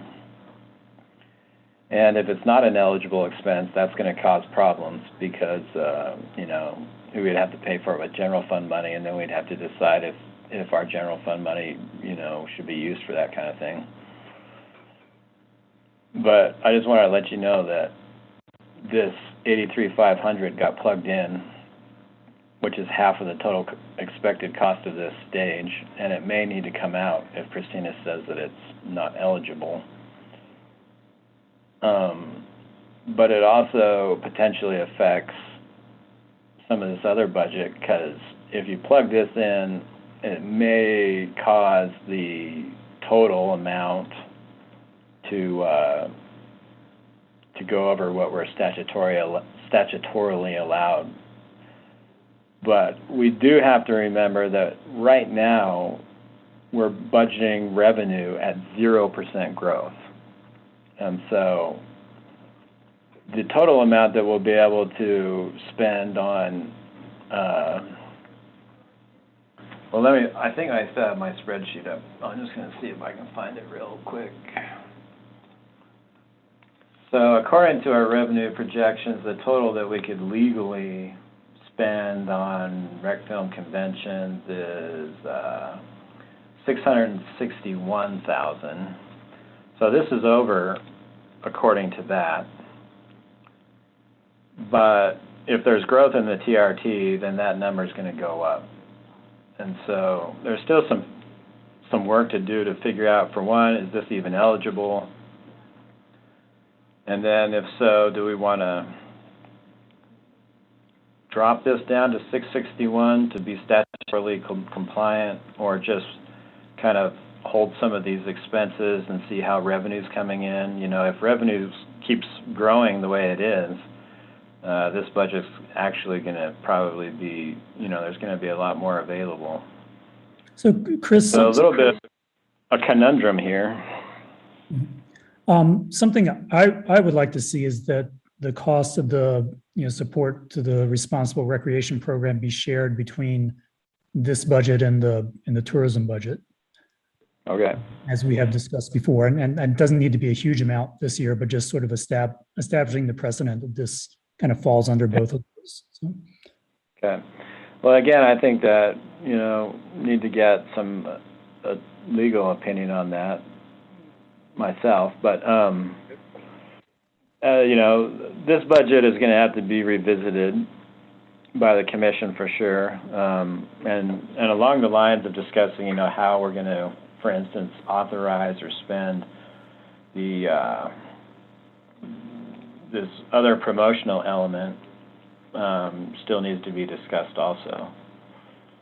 But at this point, like I say, I would say the budget's basically balanced. I mean, in order for me to zero this out, I would have to bring a contribution in from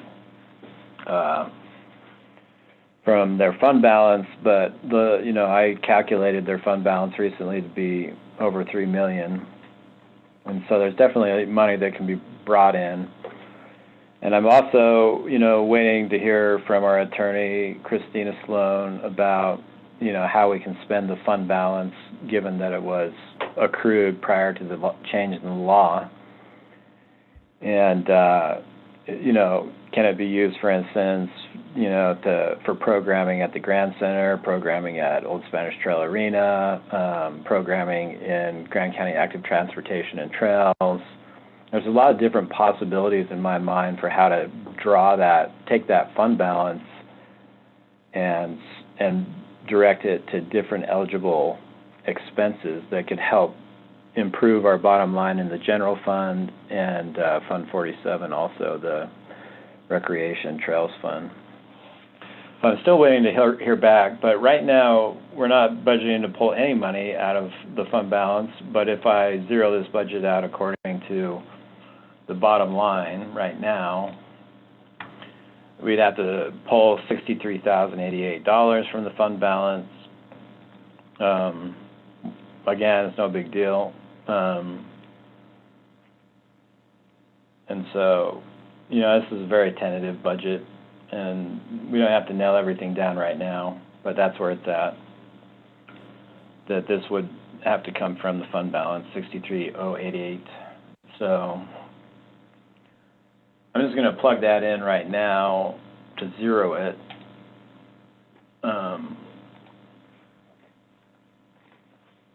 It's got to come in on the revenue side, though.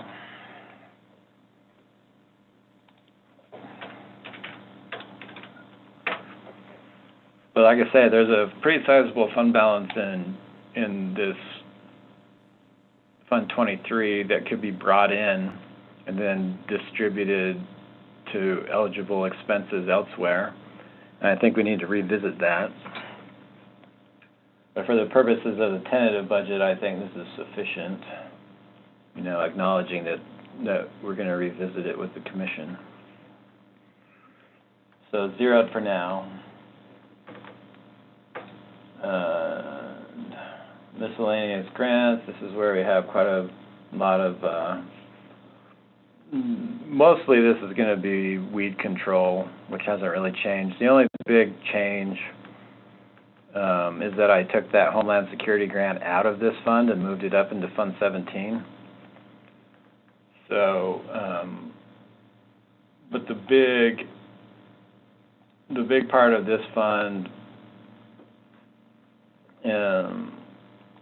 is mostly the biological weed control.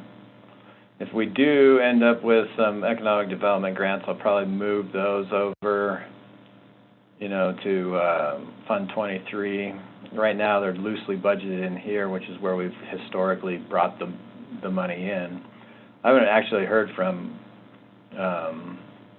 August whether or not he expects that we'll get any Bear Grant money next year or not, but I can touch base with him. It's historically come into this fund, but probably, if this money comes in, we'd probably move this budget over to the Fund 23, but it's in here right now for the purposes of the tentative budget. Then Fund 26 is the fund where the mitigation side of the TRT comes in. Some revenue straight off my revised projections, $5,630,000. And then here's how some of these breakouts are: search and rescue, $300,000, down at Lowry Museum, $112,000, law enforcement, $4.8 million, solid waste contribution, $400,000.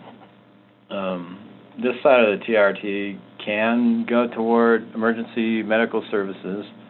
Quite honestly, most of the calls that Thompson, so this would be like Thompson Special Service Fire District, most of the calls that Mark responds to are not really fire, they're more EMS related.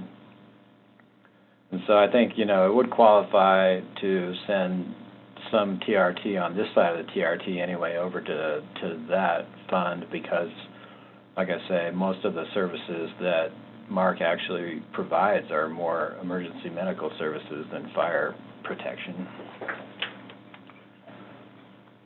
Which hypothetically, really should be coming from EMS Special Service District, but whatever. So that's another simple budget. The main contribution is to offset the cost of law enforcement.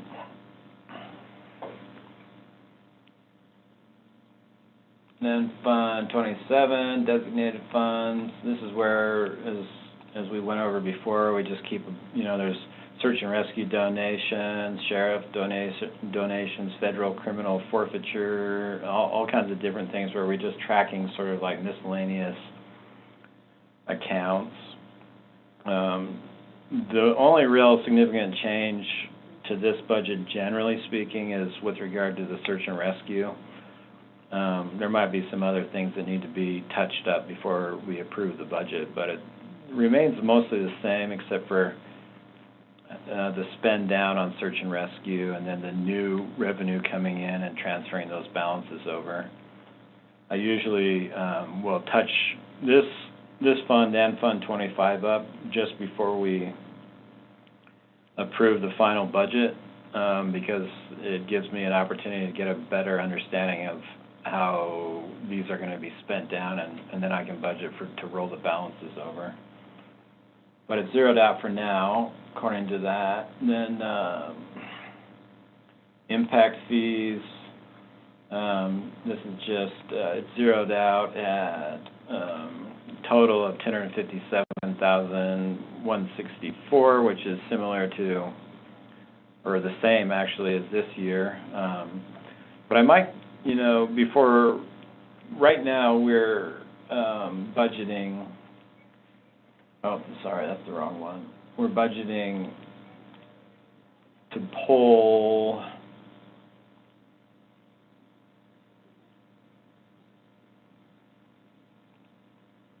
let's see, to pull this amount of money or to expend this amount of money for the purposes of updating our capital facilities plan and impact fee plan, because we're overdue on that. And also, there's a liability set up between this fund and the roads department to pay back a drainage liability. And there's also a liability in the general fund to pay back the general fund for the upgrades to the old library for the sheriff's office. And so this is, more or less budgeting to spend all the revenue, but a sizable portion of this was going to need to go to whatever the cost is for the capital facilities plan and impact fee plan update, which can be pretty expensive. It's a very extensive process. The last time I did it, it was, I think, about $85,000, and it's probably over $100,000 now if we were to do it.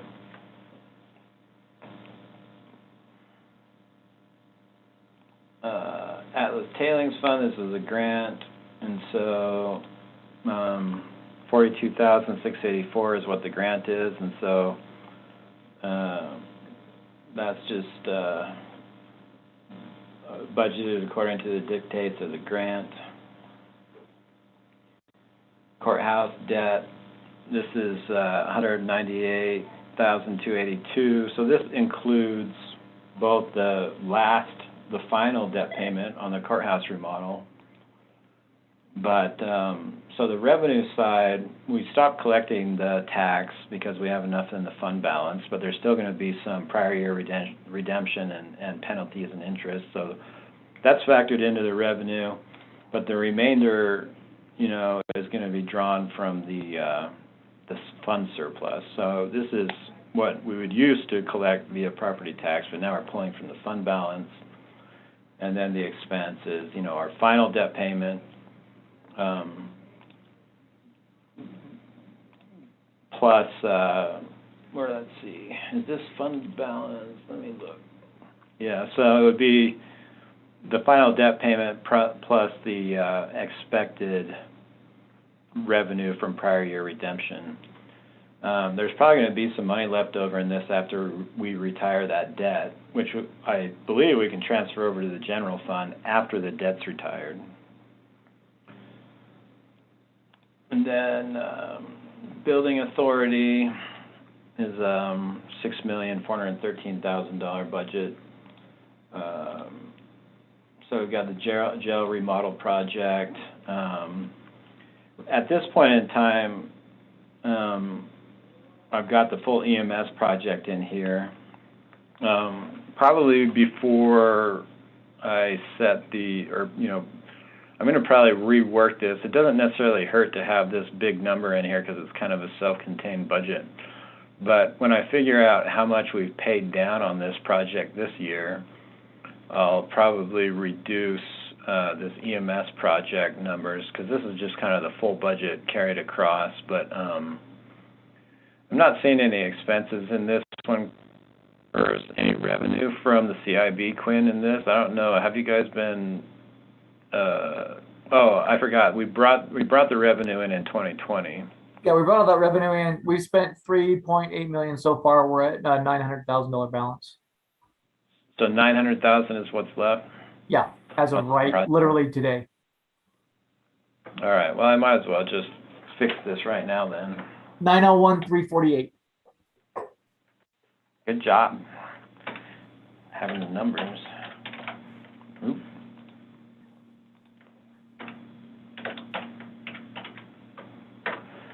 So, yeah, you're right. We brought all that. We brought all 4.7 million in December of 20.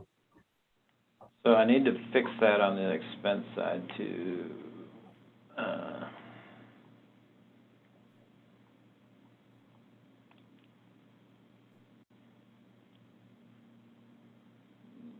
Is this the one we used? Yeah. Tell me that number again. 901,348. So we brought in 4.743 million, but the 4.8 number was with our contribution, I believe. All right, so that brings the budget down 2.4 million. See what else we have in here. These are just processing some of the other debt that's moving through municipal building authority. So the health department, this is where the money from TRCC goes to pay the debt payment on the Grand Center. And we've got the two of the airport's loans coming out of here, the runway and the terminal. And then I put the 1.2 million of stormwater in here also, just in case we end up going to the CIB. We wouldn't necessarily run the stormwater project through municipal building authority unless we got some kind of loan from the CIB that was like a lease revenue type loan. So this may or may not happen. We could either expense stormwater straight out of the stormwater fund, or if we go through the CIB and get a grant or or loan, then we would run it through municipal building authority. So this may or may not happen, but putting it in the budget makes it easy to go one way or the other depending on circumstances. So let me make sure that this is still zeroed out. Yep. So that's building authority. Debt service on the library is pretty much the same kind of scenario as the other debt service. This is revenue coming in from property tax and then the payment on the debt itself. Then over here, let's see what we've got plugged in. So there's nothing plugged in for revenue yet, but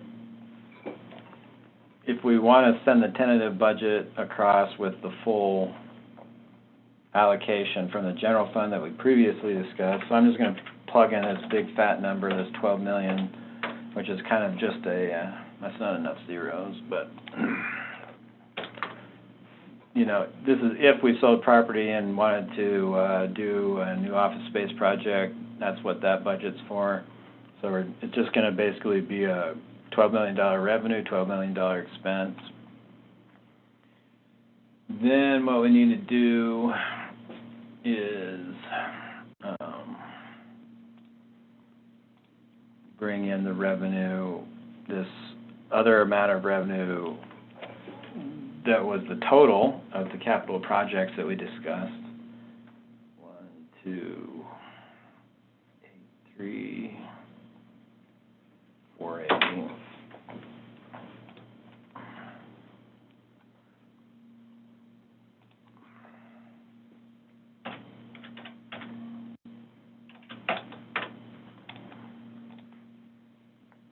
And then as we discussed before, you know, we already looked over all these projects, and we brought the contribution in that's in the general fund, that 1,283,480 to come over. So that should zero out the capital projects fund. Oh, must have put something in wrong. Yeah, I didn't put a negative on that number.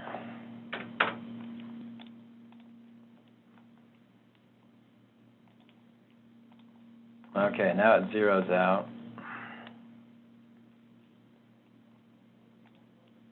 Road capital just needs to be the same. We didn't really make any amendments to it.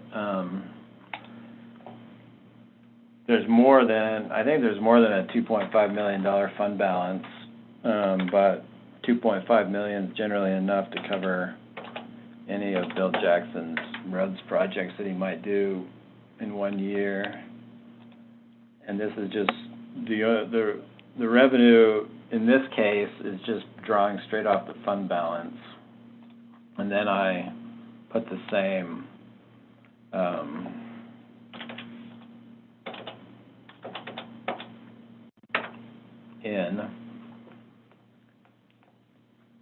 in the past, you can see that we, you know, this whole Federal Lands Access Program for Cane Springs has kind of popped up in the past. We got turned down for it, and now they're going through another process to reapply. But I don't know, I guess we can talk with Bill, but I think that this budget of drawing $2 million out and then spending it is sufficient for whatever we end up doing. But there's no additional contribution to this fund. We'd just be drawing off its fund balance. Healthcare sales tax, let me see, did I update the revenue in this? Yeah, so this is the new revenue.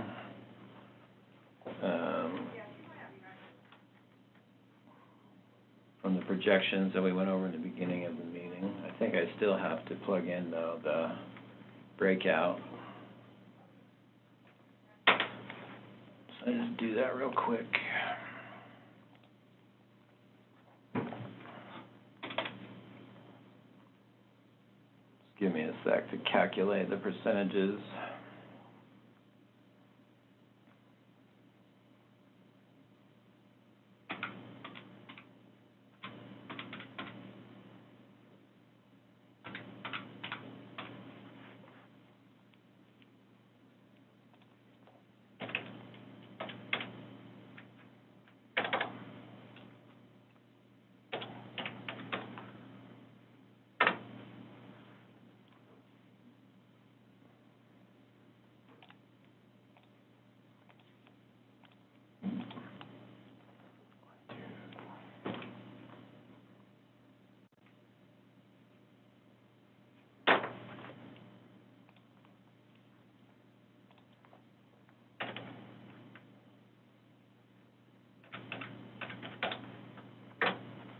So that's a 60-40 split between Canyonlands Healthcare and EMS for our projected revenue.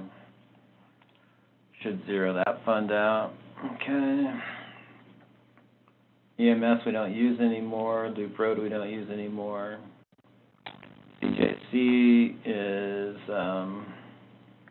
that grant-funded budget, which I still need to work out. And so this one's kind of outstanding, but it's not really a budget that has any decision point, but might as well just carry over right now for the tentative budget. Some of the issue is with the $11,000 increase.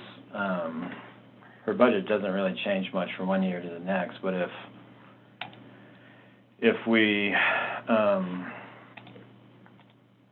she's okay with approving the salary adjustment based on the market data and the COLA, then that's going to have to be, and I'm going to plug in also that number for her salary increase, which is going to put her budget in the red. But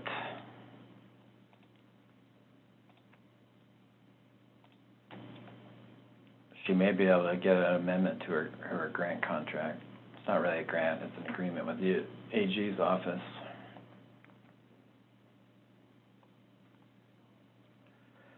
Come on, computer.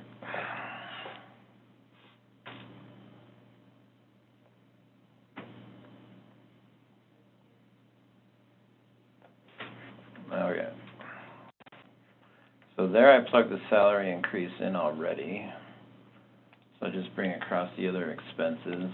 It should be pretty close for tentative budget purposes.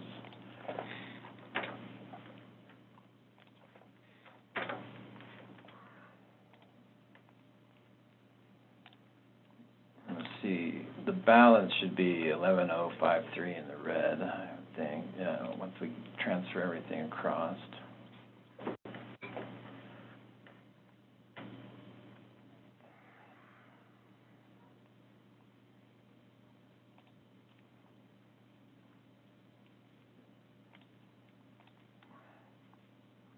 $10.21, 10 to 11. It must be different.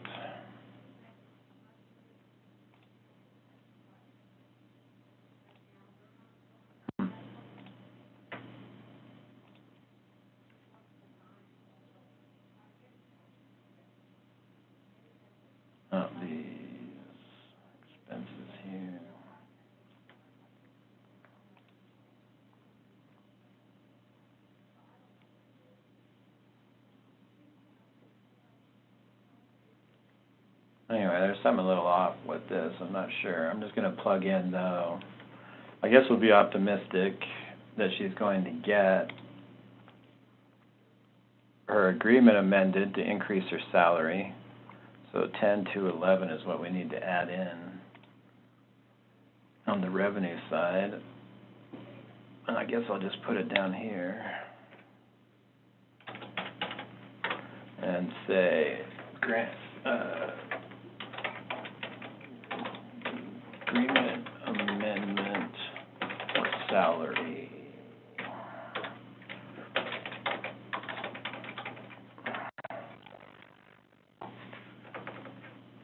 So whether or not we can approve her budget at this level with the salary increase is going to be contingent on whether or not she can amend her agreement.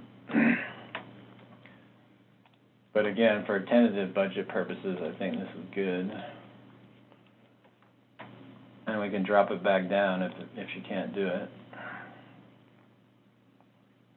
Family Support Center, this one is very tentative because I haven't really been able to ultimately work out the details of their new grant with Cassie. So I think at this point for the tentative budget, the best I can do, and I didn't quite frankly have the time to tackle this one. It's very complicated. But Quinn, I'm gonna have to get with Cassie to plug in real numbers and then revise later if necessary. But what I'm going to do right now, because I didn't have the time to tackle it, is just transfer this budget over. Yeah, I want to say that Cassie actually was able to increase this a little bit this year. She's really taken it over, and I haven't spent a whole lot of time on it, but I do seem to remember her saying that she'd increased it a little bit. So yeah, we'll have to get with her. She's off today, but she'll be here the rest of the week.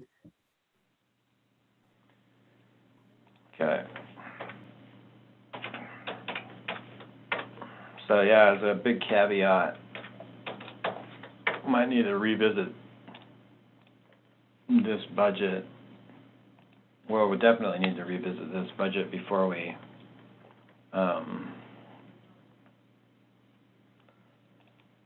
finalize it.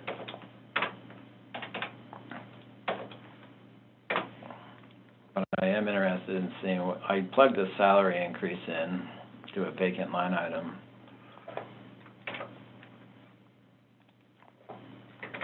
Their budget really won't change much except for this, unless they get additional grant funding. But the big question, and in the past we've increased their salaries beyond what the grant would pay, and so that's where that subsidy came from the general fund.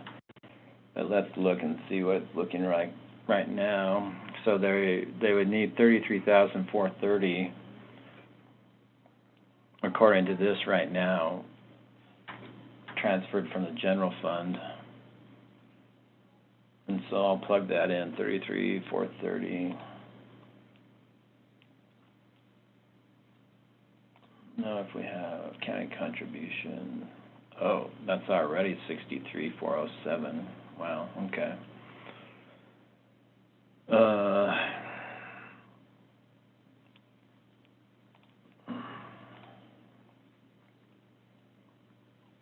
I mean, if we the reality is if we approve this salary increase for Family Support Center, the county's almost certainly going to have to pick up the full cost of it.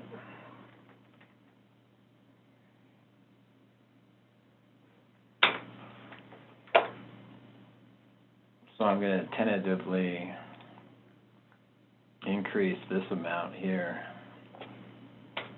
for now, which may, dig into the general fund's bottom line a little more, because we only budgeted, I think, $67,000 to come across on the other end.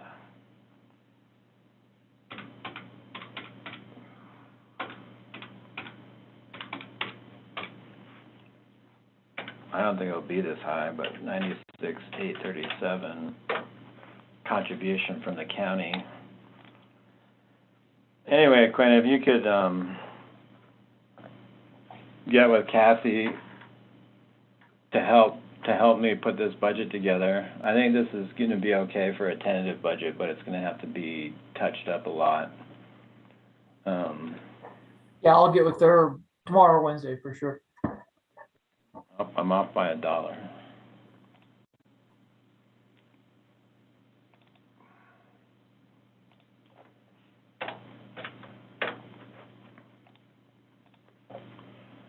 But yeah, typically when we increase salaries over here, so the salary increase for family support is 41,559 projected. And it's a pretty big number relative to the number of employees they have, but the reason it's so big is because they were all on the very bottom of the pay scale, getting, basically about $15 an hour, a lot of them. And so, since our adjustment for the bottom end of the total pay scale on the salary survey is bringing up those bottom end positions more than anybody else, it kind of hits this budget pretty hard. But, it's getting closer to, providing a living wage for the people that are working there, so it's, justifiable in my opinion. Yeah, I do think Sherilyn's gonna retire too. And anyway, there were Yeah. some other discussions with Cassie that went on. I do think some things have changed, but I'll get with her and we'll get that put in there. All right. So like I say, I mean, this budget doesn't really change enough that I'm worried about just transferring over the existing budget for 2022, but we will need to revisit it and touch it up before we finalize it. Anyway, zeroed out for now. Here, and then back to Parks, Rec, Trails. So here is where I reduced the contribution from the roads department, and this is what sent this fund into the red. I do think that Bill's going to be able to tweak his budget so that I can bring this revenue figure back up. But for now, until that happens, the only option I have is to draw this out of the fund balance to zero this budget. So it's in the red, 67,838.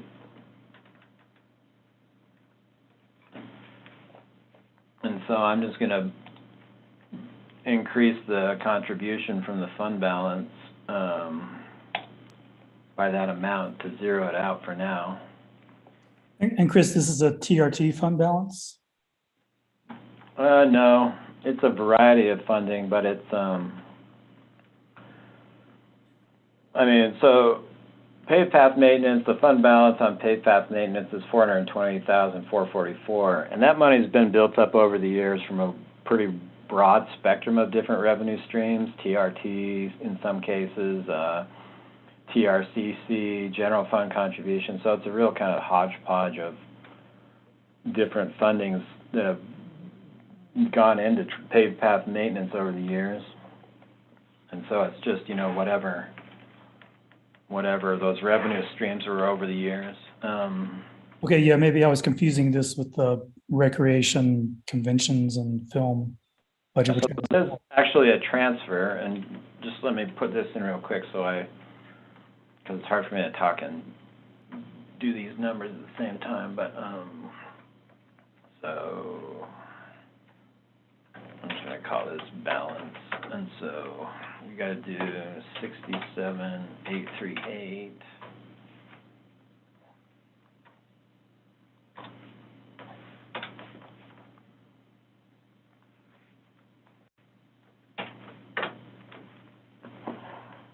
So this is drawing more money out of the fund balance. They don't really have a fund balance necessarily to draw from.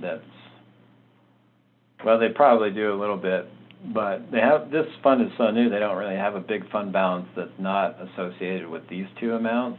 However, we're going to contribute I haven't really calculated yet what the 2020 or the 2021 end of year balance is going to be, but I think we'll be able to put that much money into this fund balance in 2021 to cover it if we had to. But like I say, the most likely scenario is that Bill will cut his budget by about this amount, and then I'll be able to increase this contribution from the transportation tax by that amount, and that's how we'll really balance this budget eventually. But since we're not at that point right now, I'm just going to say that we're drawing it out of the fund balance.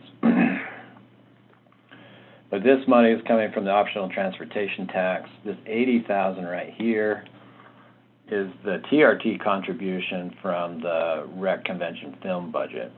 So we had an expense line in the rec film convention budget of $80,000, and it's basically a transfer from that fund into this fund to cover Trail Ambassadors program salary and other equipment needs.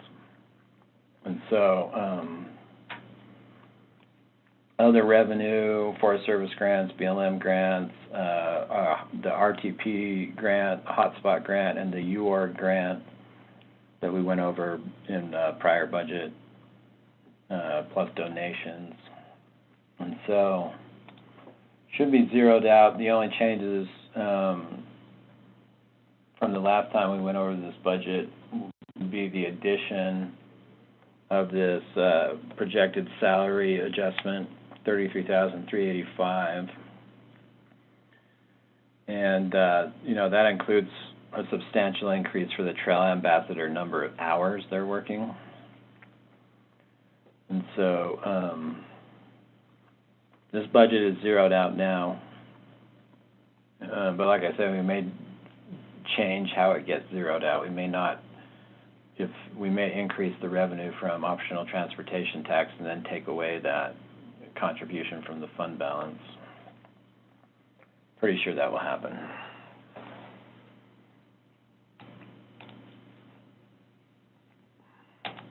But the Trail Ambassador program is best to be expensed out of this fund, in my opinion, whereas a lot of the other expenditures for responsible recreation will just leave in the Economic Development Department budget.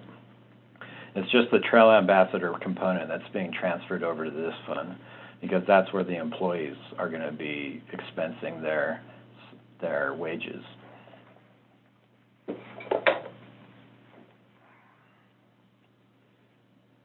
Okay, let's see here. Canyonlands Airport is another one that I'm pretty close this year on, a budget that would work for next year also.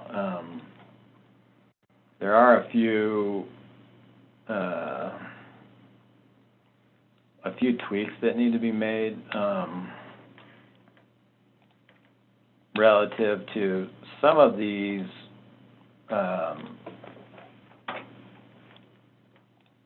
being spent down. Oops, it's not working here.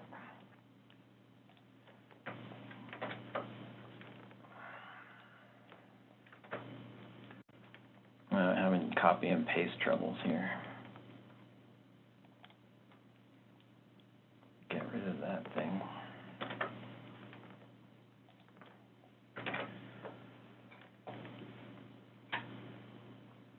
Are we done with the original AIP 30 project, Quinn? Is that going to be closed out this year? Oh, I think so. Is that the one that we took and we put the leftover funds towards the other loan? Is that one? No. There is some kind of giant miscode in the system right now. Let me just bring up the data browser so I can show you. I think it's this account. But right now, this is a revenue account, and it's showing $827,000 of expense. So something's definitely not right with that. but it looks to me like probably a journal entry threw it off somehow. I'm not really sure, but you need to get in and figure out what the deal is with this particular account, 563616, because that's not accurate. I'm not sure what the deal is with it, but something's wrong with it. Not that it really affects the budget. Something wrong with the accounting. All right, I'll talk to Cassie about it and see what. But anyway, for now, I think that this project right here is done. And so I may not need this 80,000. These other projects though are let's see,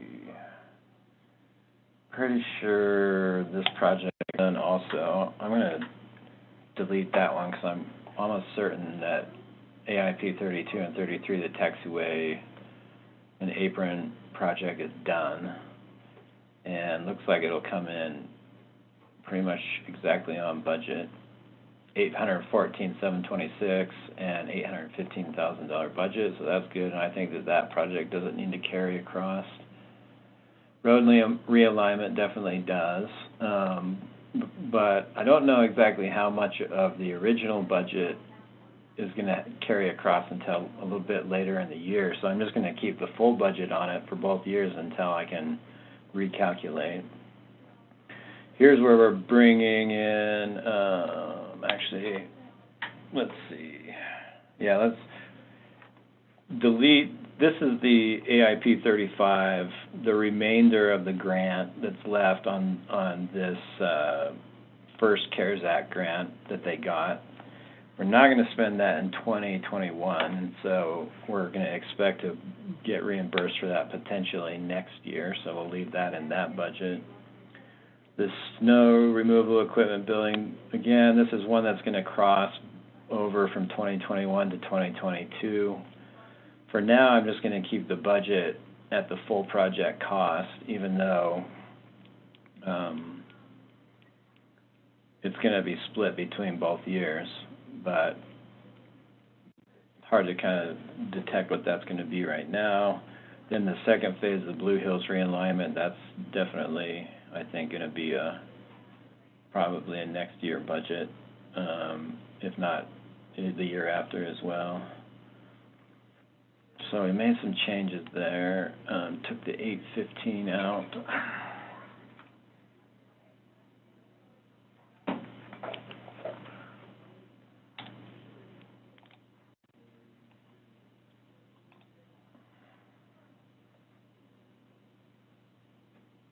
Looks like there's some interest that should be plugged in also. Did we consolidate any, no, probably not. This is a PTIF for the escrow on some of the airport projects. Do you know which PTIF accounts we still have active for airport projects, Quinn?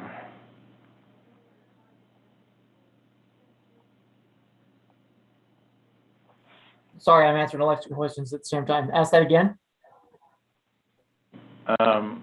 What PTIF accounts do we still have active for airport projects? I'd have to look.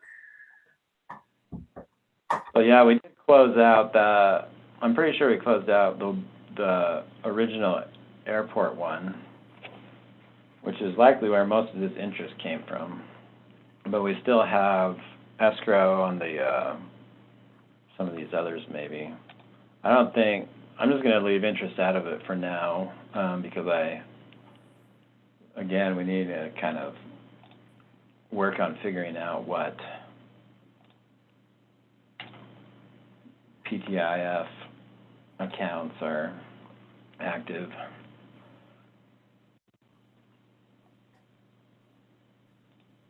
Let's see, so carry some of these projects across. This one is 0.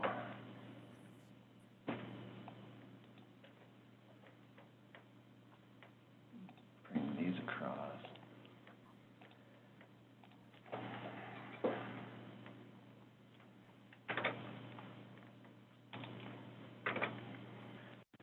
there's a more, considerably more detailed way of doing these funds. These funds are kind of self-contained, and so in the past I've just put, one big number in, and then the next year we do a budget amendment to spread it out. But I'm trying to get a lot closer to the reality of these projects for this budget, which helps with accounting. Oh, and that's good. I think we've only got the one for the airport escrow at this point, 7824. Okay. And it only has 11,000 in it because we moved. That's the one we moved the 37,000 out of to cover the other loan. I'd have to pull that all up, but yeah, I know what you're talking about. So we're 15,000 in the red, which, this one project, the airport project, or I mean, not the runway project, I think that's done, and so I'm just going to bring this down to 65 for the purposes of balancing this budget. It's pretty respective to the projects that we have going on. But again, I think we'll touch this up when we get with Cassie to try to project the balances on these projects. And what I'll do is calculate, how much we spent of these project funds, how much are remaining, and then we'll, touch the budget up. It's not strictly necessary because there's no real harm with this particular budget with, putting the full project cost in. You just end up coming in under budget. But it does help with accounting to see these numbers when you're doing the work of trying to figure it all out, what you're working with. So I think that's good for tentative purposes, but we do have quite a few projects still ongoing with the airport. The road realignment is the big one going on right now. This match money right here is what we would use to make our matches on all these other projects, which we have about a 5% match on the project cost for these. And so this grant revenue, the 329, is what we would use to make our match most likely for these projects, and don't have to transfer anything from any TRCC or general fund to make those. There's also water feasibility project that Andy wants to do, and I don't know if that will happen this year or next, and so I kind of plugged it into both budgets. But again, this project would be 100% funded by this AIP 35 CARES Act grant, so we still have that covered also. Okay, what else we got? Sam Flats is up next. Let me see where they're at. They were about 180,000 in the red when we looked at their budget last time, which is because of a capital project, and so we would have, we're going to pull that from their fund balance, but it's gone up to 215 now due to the proposed salary adjustment, which is 72,566. But otherwise, the budget is the same as when we looked at it before. And so I'm just going to plug in a contribution from their fund balance of 215,028 to balance their budget, which they have. And then, if you remember, Andrea said that they're going to adjust their fees, and so they're expecting, once that happens, that they'll increase revenue. I think they'll be fine paying for the salary increase. I'm not too worried about that.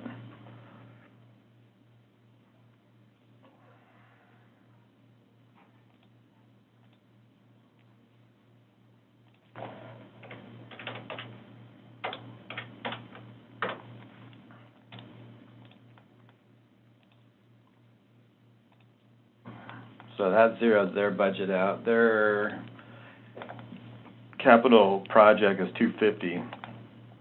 So, and then the contribution from the fund balance is 215. So that means that their annual operating budget and their annual operating revenue is still balanced.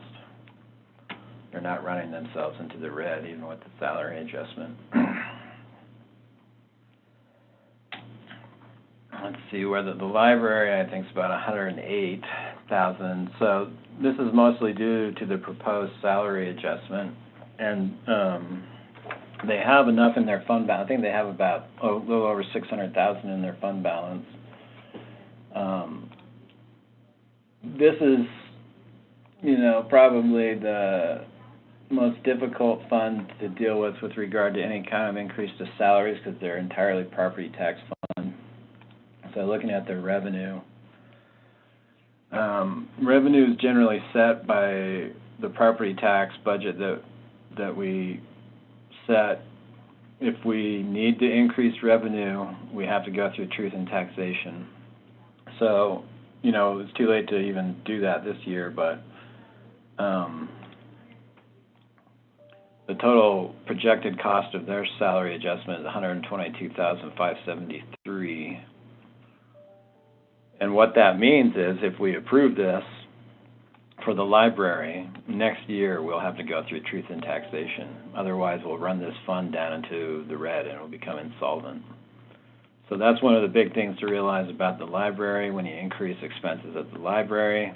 Unless we want to start subsidizing the library, we have to go through truth in taxation and bump up the revenue to cover these additional expenses.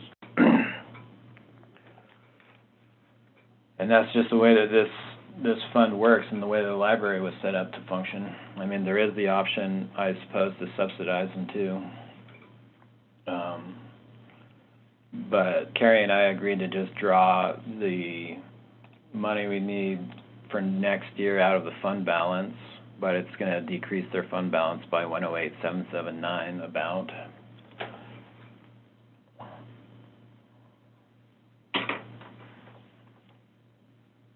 So bring that in as revenue. And so, Chris, the decision on the timing about the truth and taxation, that would be the library board's decision? Well, it's the county commission's decision. Oh, really? Okay, sorry. I didn't If know. I feel like we need to do a property tax increase, I'm going to give advance notice. We would have had to have made notice.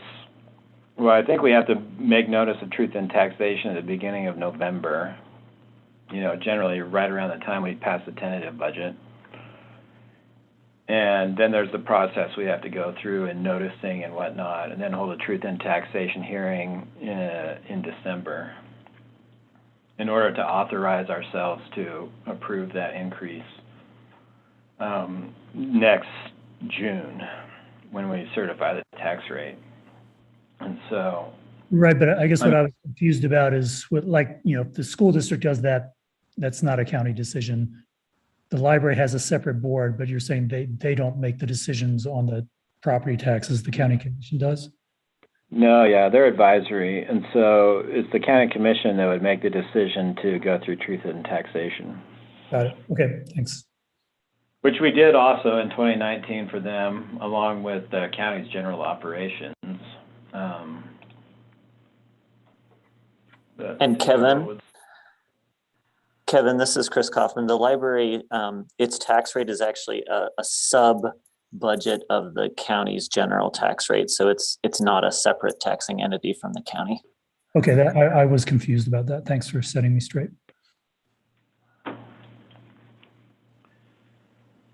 Okay, let me find a place to put this.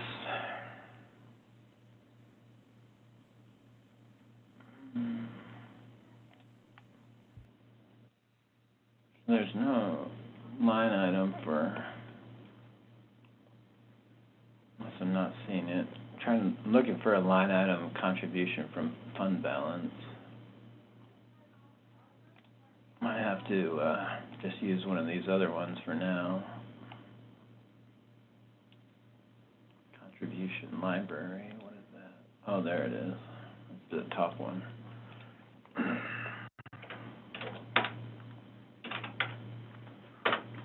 So we're balancing this budget by taking money out of their fund balance.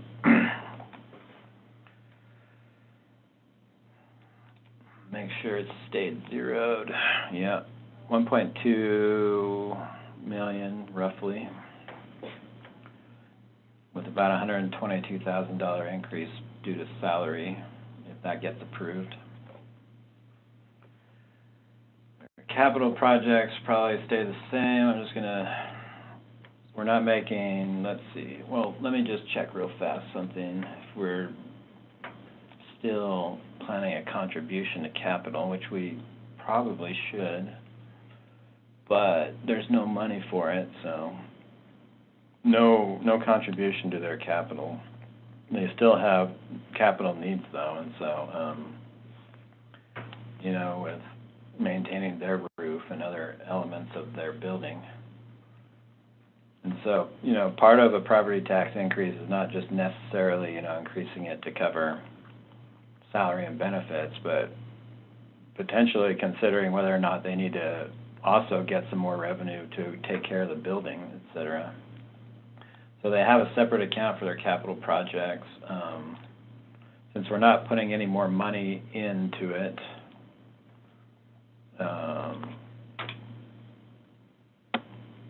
it's just going to basically, the only increase is going to come from, doesn't look like we've gotten any, I don't think donations actually come into this account, usually go into the other one, so I don't know why there's a budget for that, but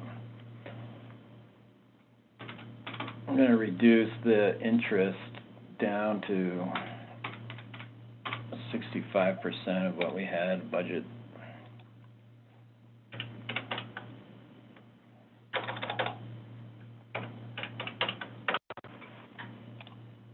Save that.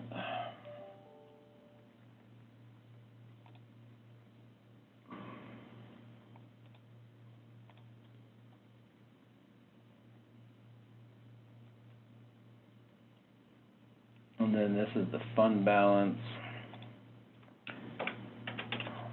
or roughly what the fund balance is.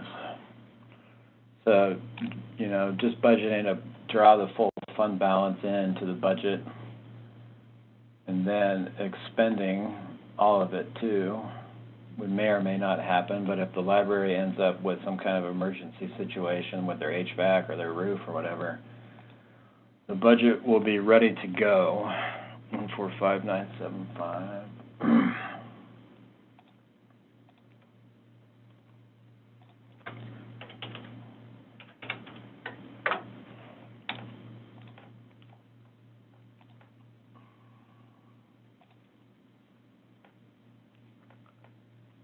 Okay, so there's no real significant contribution to that fund, but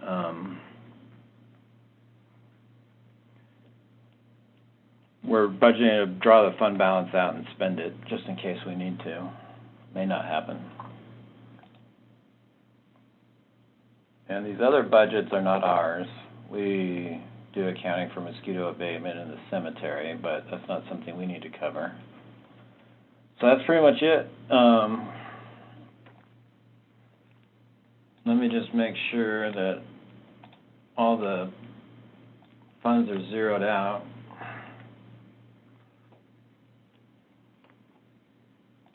That we need. Oh, we need to still do something with the general fund. I haven't tackled Thompson. Thompson Fire's tentative budget will happen at their meeting 2 weeks from now.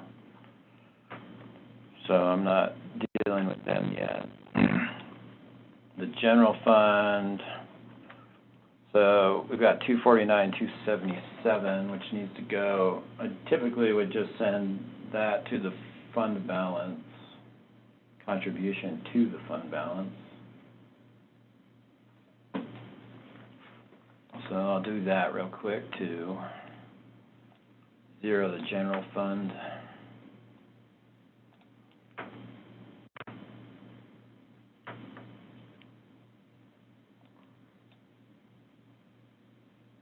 This line right here.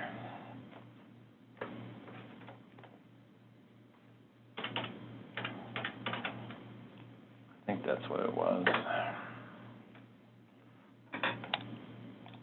Make sure that I put the right number in.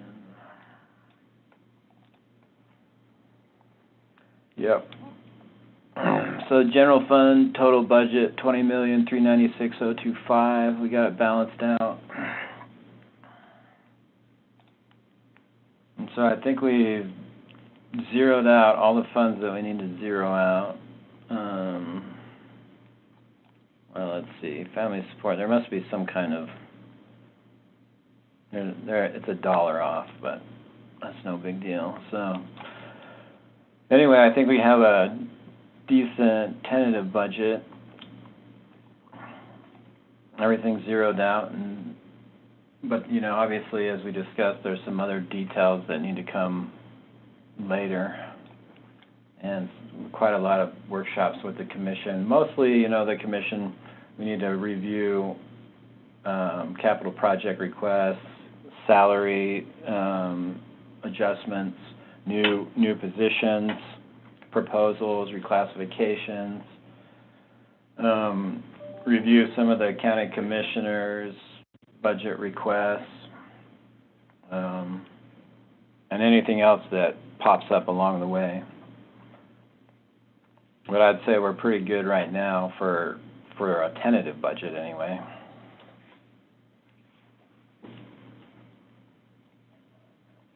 Anybody have anything else we want to go over? Is this a milestone where we should applaud? Yeah, no kidding. I'm just about done for. This was a tough one.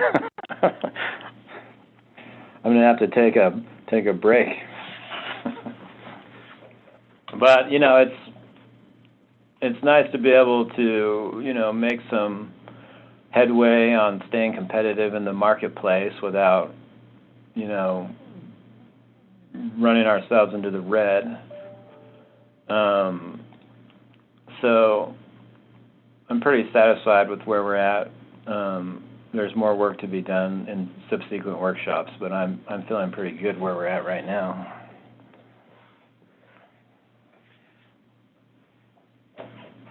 So are we ready to move on to the action item? I'm ready. Okay, so just to remind you, what we would be doing is recommending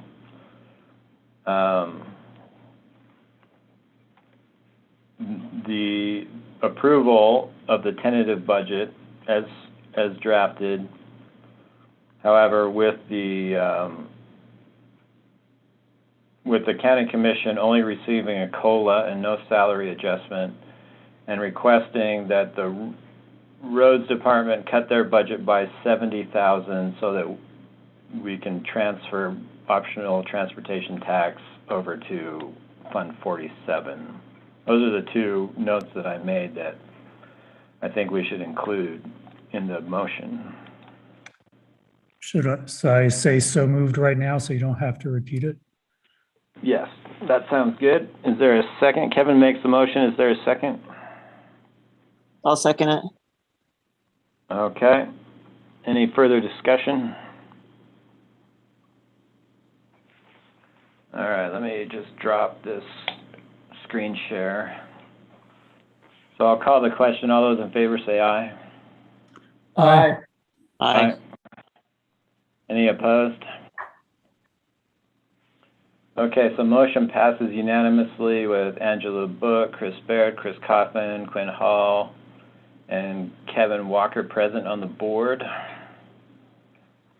All right, so now on to future considerations. Does this board want to set up the budget meetings with the commission as joint meetings?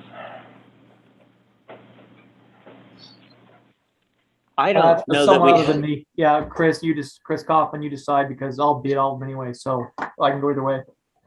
Well, I was going to say that I don't know what necessarily purpose it serves for the budget advisory board to be convened at those meetings, but I think it could be helpful to have as many of us as can attend go to them in case they have questions about what we thought about particular departments or decision points. I agree with Yeah. what was just said. Okay, so that sounds good. I mean, the only problem with doing joint meeting is that then we'd have to do budget advisory board minutes too, and county commission minutes, which is, maybe an unnecessary pain in the butt. And so, there, yeah, if the budget advisory board members can just clock in to the meeting and be present, then I think that would, provide the same benefit to the meeting without creating a need to do additional minutes for the budget advisory board. Agreed. Okay, so we do have a budget workshop set up for Wednesday afternoon. However, it's not so much a workshop as an opportunity for me to go over the tentative budget with the full commission and just explain the tentative budget. And Chris, sort of. I didn't see the announcement of that meeting. What time is it on Wednesday afternoon? Let me look real quick.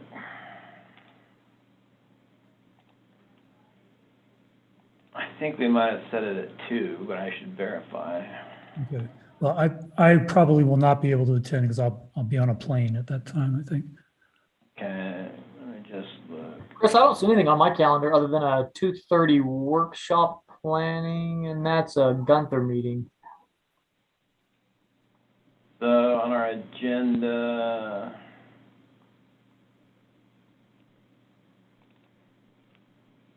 we're still in the process of setting the agenda, but I Oh, wait, sorry, think- I was on the wrong day. It's 3 p.m. 3 p.m. workshop and commission on Wednesday. No, it's 2. Well, so the meeting's going to start at 2, but there's a closed session to discuss litigation and a budget workshop. And it looks like we might do the closed session first and the budget workshop second, but we're still sorting that out. Regardless, the meeting will start at 2 with either the budget workshop or the closed session first. I'm not sure which. Right now it has the closed session first. But I just planned on taking about an hour to go over the tentative budget to explain it to the full commission.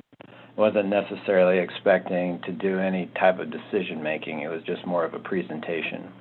And then in subsequent follow-up budget workshops, we'll actually get down to the business of trying to make some decisions about the elements that I previously mentioned.